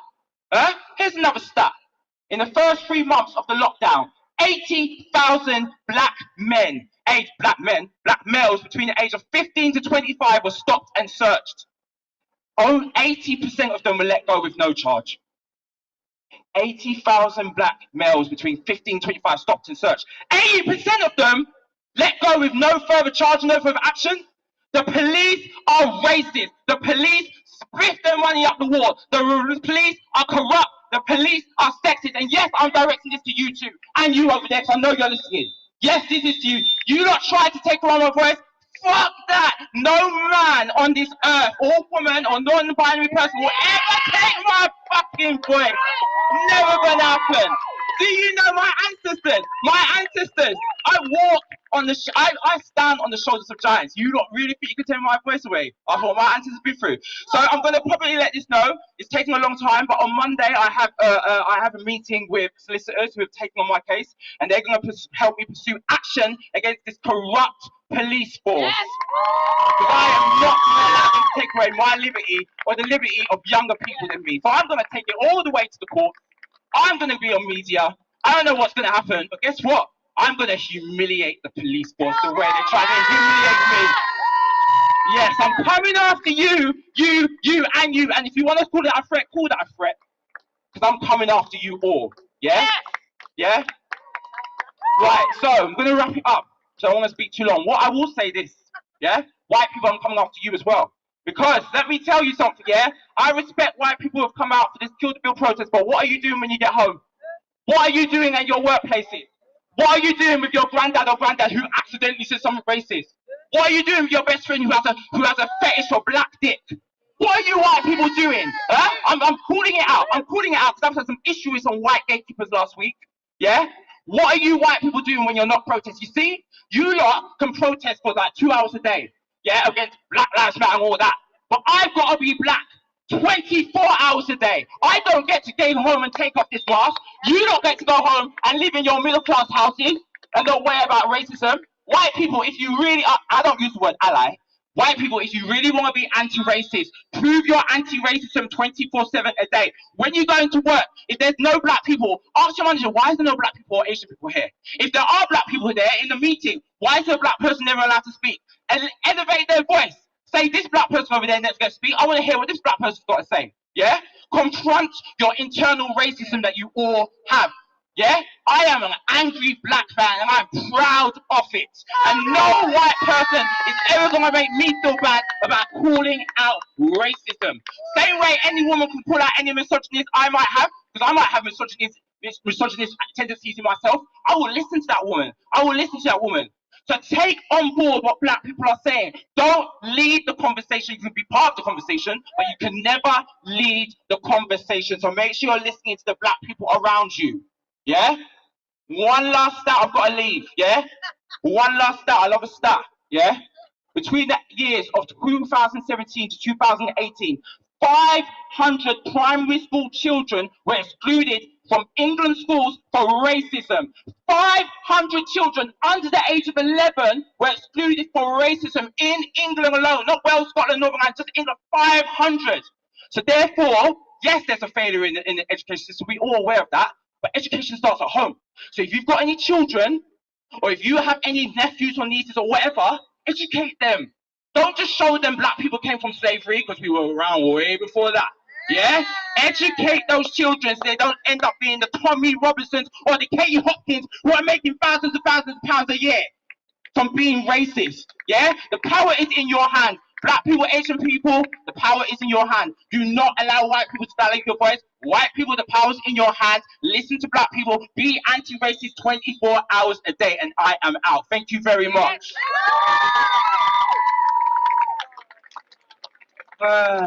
This boy is just amazing. This king is amazing. Do you know what we're gonna do now? Really quickly. I know you all are tired. Please go to Hare Krishna and get some food. But while we're in the park here, I think it would be great for us to actually talk about how we're gonna kill this bill. We're here. We're in person. It's not about my voice. It's not about any of the speaker's voice. I think it takes all of us here to create the solution.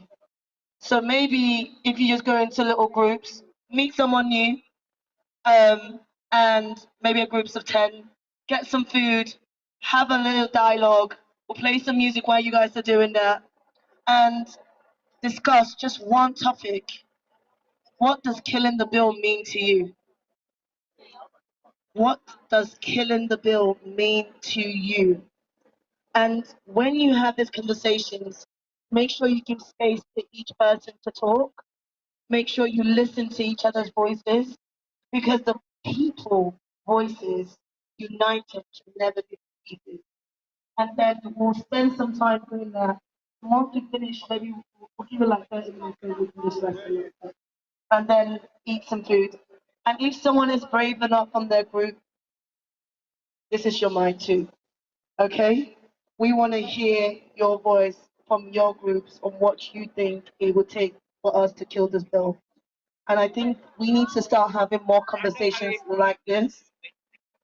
If killing the bill is about rebellion for you, climate justice, then tell us what it means to you and how you want to do that. Rebellion starts this week, starts on Monday. If you can, take some time off work. If you can, we only have one Earth. We have one Earth. We have one Earth. There's no plan B. If we don't hold people accountable now, you might not be XR. I'm not XR, but I believe in XR. I believe in the rebels. I would believe in the rebels. You guys go balls for days. They call that big dick energy you get from XR. I love it. But what I want you to do, for those who are not even part of XR, I need you to think about what does that mean to me if I wanted to go to the rebellion. It's not about attending protests. It's about what my brother said. What are you going to do moving forward? I know this is a beautiful space. This is a welcoming space. Ask people their pronoun. Learn from each other. Well, let's have, if you don't mind, for those staying back, have some conversation, and then let's have an open dialogue. I've got this my beautiful sister here that I'm about to throw into the mix, really. Anyone could be a speaker. She's never spoken before, but she's a mother, and I feel everyone has a story. She didn't even know I was going to do this to her. She is our BS. Can we give a round of applause to our BSL interpreters? And guys, if you're part of the rebellion, if you're part of any protest, make sure you think about disability. Make sure you think about accessibility. Make sure you think about intersectionality. Because the truth of the matter, if your protests don't have BSL interpreters, you don't have access to where, you don't let people know where the toilets are, you don't think about noise and autism. If you don't think about these things, or anxiety and stuff like that, you're not thinking about every person that you might not be able to support. Maybe you need to think about how you make your protest or your activity more intersectional. I don't know whether I just spoke proper English there, but anyway, I'm Nigerian. English is not my language. But whatever the situation is, I'm going to introduce this queen, beautiful mother, Malala is a king in every way. And can we give her a round of applause? Layla, I can't wait to hear your own story. And then after that, we'll have some music. Please go into your little groups, get some food. I'm about to go get food too. And let's talk about how we kill this bill. Hi guys, I'm extremely nervous. I've never really spoken in front of this many people before. My name is Layla and I grew up in South London. I'm 25 years of age and I'm currently 7.5 months pregnant. I do have a 4-year-old at home. Does my head in, but life goes on. I mean, my mum is from Trinidad and my dad's from Jamaica, but I was born in Britain, so I call myself British. But there's a little poem I just wanted to just read out quickly that touched me in so many ways. It's actually from Toothpack, so I just thought I'll just quickly read this out because I don't really have much more to say as I was put on the spot. But here goes. Some say nothing's gold can last forever, and to believe this needs no proof. I have witnessed all that was pure in me be changed by the evil men can do. The innocent posed by children once lived in my soul, but surviving years with criminal peers has turned my heart to cold. I used to dream and fantasize, but now I'm scared to sleep. Portfolios not to live but to die, but to awaken and still be me. It is true that nothing gold can last. We will all one day see death. When the pure hearts are torn apart, lost souls are all that's left. Down on my knees, I beg God to save me from this fate. Let me live to see what is gold in me before it is too late. Everything that's going on in the world is pretty much devastating to see. I just hope that the future for my children and other young Black kids, I just hope it really does improve. I mean, obviously my first child wasn't planned, obviously this one was, but I feel like for those who do have children, I don't really feel that we as parents think for the future. So I feel like it is really important to create change for the younger generation of today, because who knows what the future can hold. We don't even know what tomorrow can hold. So just for today, when everyone goes home, like this activist speaker before said to me, just think about what you could do as an individual to make change, and just, you know, live life to your fullest, because it's only one life that you have. Thank you. So that was the first time speaking and she smashed it. Can we give it some love?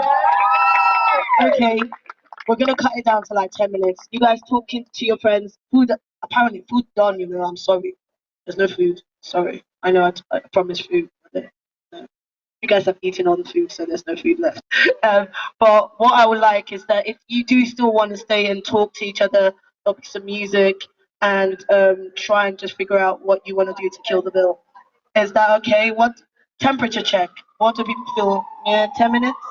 10 minutes of talking to each other and getting to know each other? Great! So we're wrapping up all the speeches over here, and we're starting to break out into little groups, you know, to talk about how we see this moving forward. Vivi here, I'm one of the streamers that's been out on the streets today with Kill the Bill.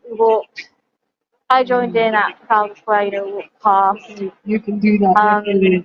And then maybe some I don't remember. Sorry. But this is inclusivism. Inclusivism done right. We've got 2 helicopters now. That was amazing. It feels so good to be heard, to be seen, to be spoken for, to be represented. And it was an incredible afternoon. that we had here. And yeah, I hope that everyone there watching on the other side of this camera is also having these discussions, also thinking about what they can do, what you can do.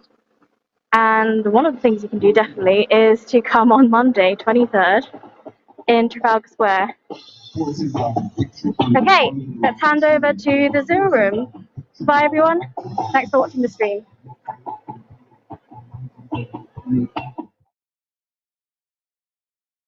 Wow. Wow, wow, wow. How is everyone feeling about the end of that beautiful protest? Charlie and Kate, thank you for staying with us. What did you think? Yeah, amazing. Really moving listening to, I can't remember his name now, but you know, just so much to think about, so much to absorb. And yeah, just really appreciative of this space and the fact that we've been able to be a part of the whole experience from start to end, apart from obviously, you know, there's moments watching it where you think, oh, I wish I was there. But yeah, just really in awe of everybody involved. I kind of remembered what I was going to speak about earlier. I'll be really brief, but it was the stuff around monetizing everything. So essentially, you know, the capitalism and the I think it was one of the travelers that Marvina was interviewing when she was at the Drive to Survive event.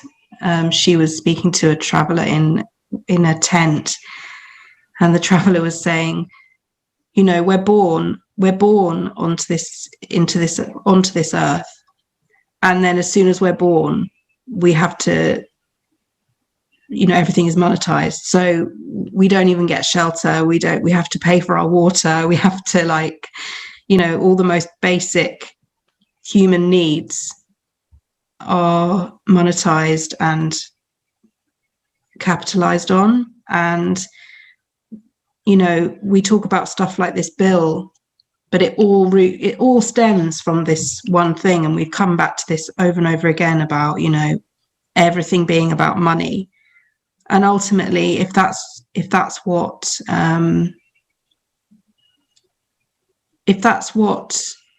we're faced with, nothing's going to change. So for me, it has to be about ultimately bringing down the whole system as it is, because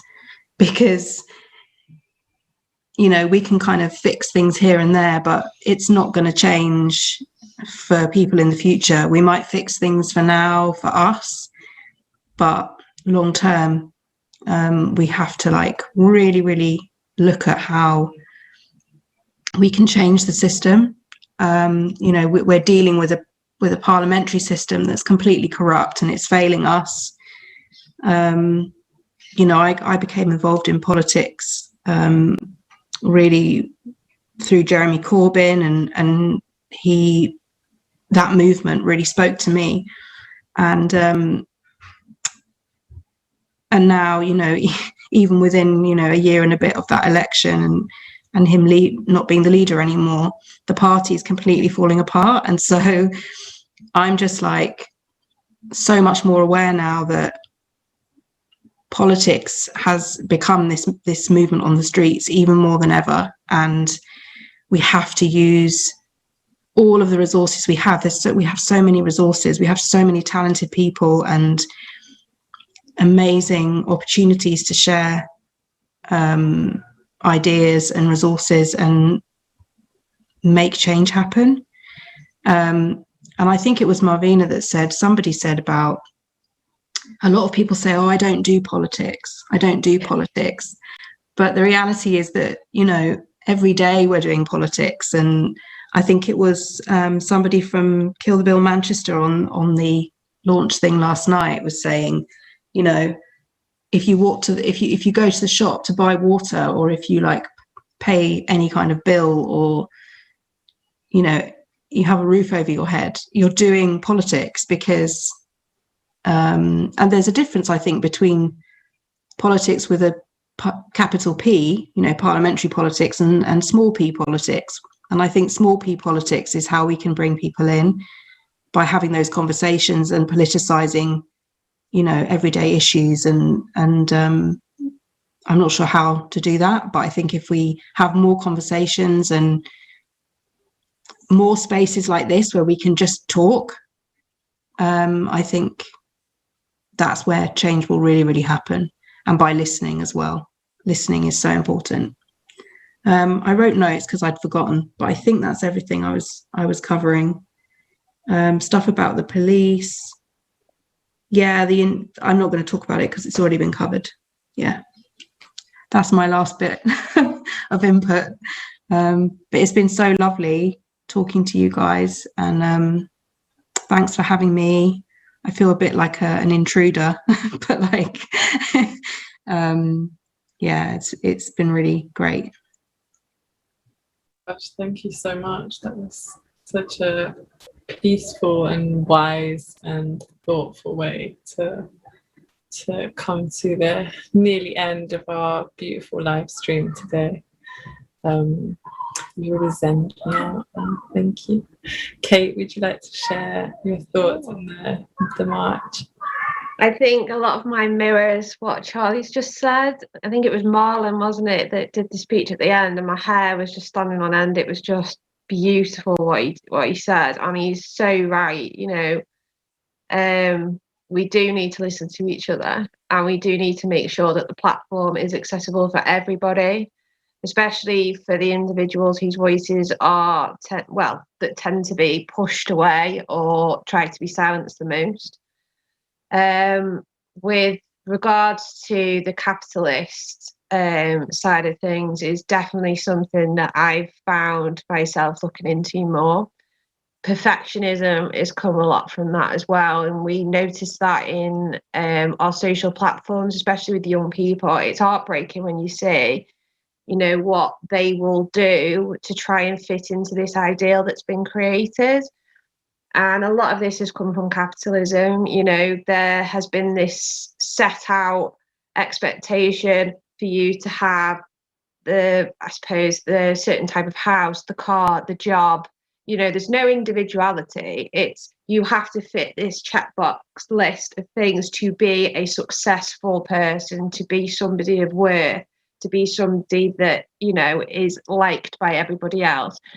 As soon as you start looking into that, we all know how rubbish that is, but it feeds on people's securities. And that's the biggest issue, I think, for a lot of the problems we have, especially in society, is the insecurity is what's fed upon and what makes them the most money. I mean, especially, in certain sides of the beauty industry. And it's very difficult because you don't want to put everything in the same pot. We know there's parts of the beauty industry that's amazing, that does great things, but capitalism basically sucks the goodness out of everything and makes people, earns money from people's misery is probably the way I would describe it. It's got to that point now where it's fed into everything. They're trying to get into our NHS, this capitalist mindset of privatising it, which is terrifying. I mean, there's a lot of people now that still don't realise, if we end up going like the US, you will not have to just pay for your care in the hospital. You will have to pay for your ambulance. There's people in America now that have to think. I've got a close friend of mine who is from the US, and she was telling me a story of where her mum was like, don't get her an ambulance, it's okay, I'll take her myself. Because it was like $2,000 just for an ambulance. I mean, it's insane. Can you imagine that? I think we forget in some ways how lucky we are to have a system like that and how much we rely on it without even thinking. And these are the integral parts of our society that are being taken away. And, it's been done so slowly to the point of where people haven't even noticed. But I think, that's starting to change now. I just hope it's not too little too late. Sorry to be a bit of a down. But, these are things that people really need to start, taking notice and trying to make that change. And, like you've brought up time and time again, capitalism is the forefront of a lot of our issues here. These are the reasons why, like the Kill the Bill, have come about, because with money there's control, and if we have a voice, then the people that are making the most money aren't going to be able to continue to do that. I mean, again, going back to the PPE, I still can't get over how that has been, you know, pretty much swept under the carpet as far as I'm concerned. You know, people aren't talking about it anymore, and yet, you know, there was thousands, well, millions of pounds that were lost because contracts were given to friends, and an opportunity to make money on people's misery. It's insane what we're living. You know, I think all of us, you know, 20 years ago, 30 years ago, did not think we would be here. And I often think of civil rights activists, of a famous civil rights activist, you know, from the bygone area. I wonder what they must be thinking, you know, because I'm sure 50, 60 years ago, they did not expect us to still be doing this sort of stuff, you know, having to go to the streets to fight for basic human rights. I mean, it's insane, but here we are. I just hope that, you know, the fact that we are able to collaborate and we have this extra platform, like, you know, social platforms that we're using now, this is going to be the game changer for us, because for the people like us today that can't go to London, they might not have the, you know, transport or the accessibility to that, they can still take part in it and still have their voices heard. So, you know, for me, that's really exciting, and I'm excited to see where this is going to go forward. And I'm super chuffed to meet everybody today, you know, because that's something, again, you know, 2-3 years ago, I wouldn't even thought I would have been a part of, never mind, you know, talking here with you guys. So, you know, everything's a blessing in that sense. So I'm really proud to be a part of it. I'm so proud of the people that have been in the marches today, and their speeches have been incredible. And I've got so much respect for them, because that's something that I couldn't do. I haven't got the courage to do it, but, you know, kudos to them. They've done an amazing job. So yeah, it's been an absolute privilege. Thank you so much for allowing me to be a part of it. Not at all. Thank you so much for joining us. It's such a pleasure to have different organisations here with us and different perspectives, and to hear your thoughts. And speaking of, we also have some more footage from the beautiful, incredible, powerful Manchester protests to enjoy now. If our lovely director could switch us over, we would much appreciate it. Thank you very much.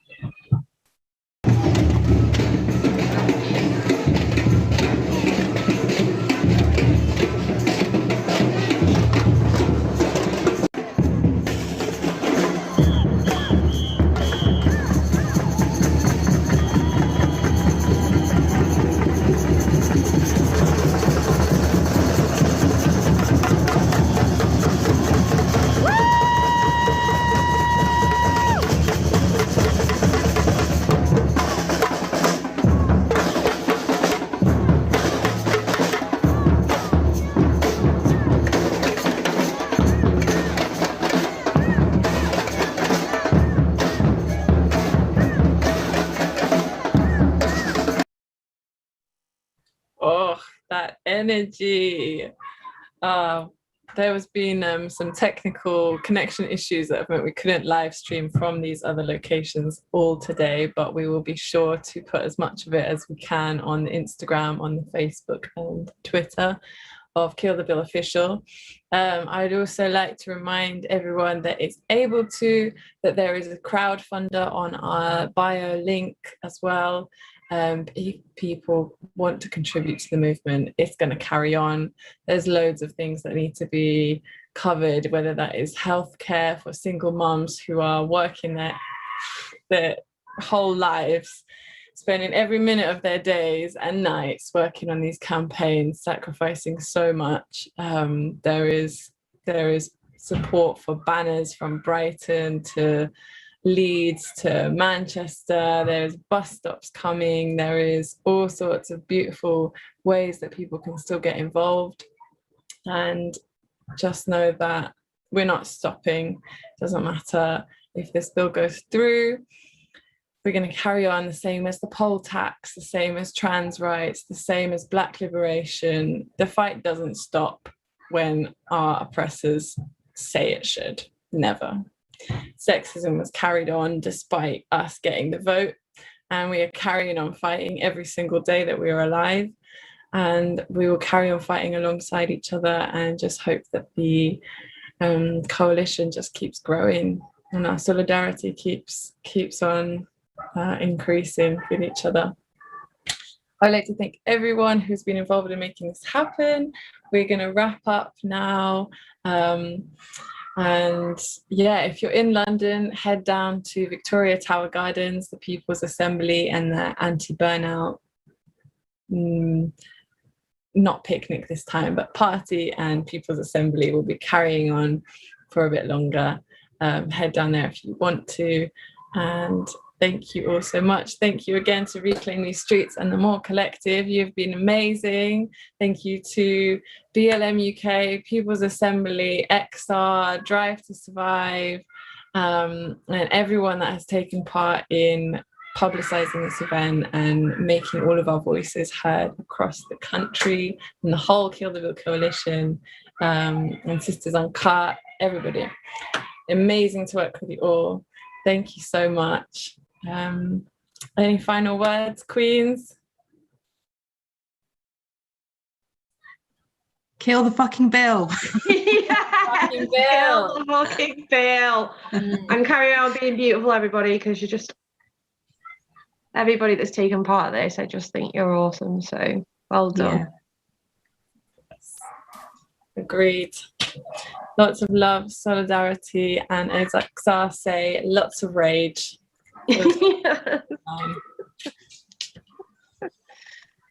May we keep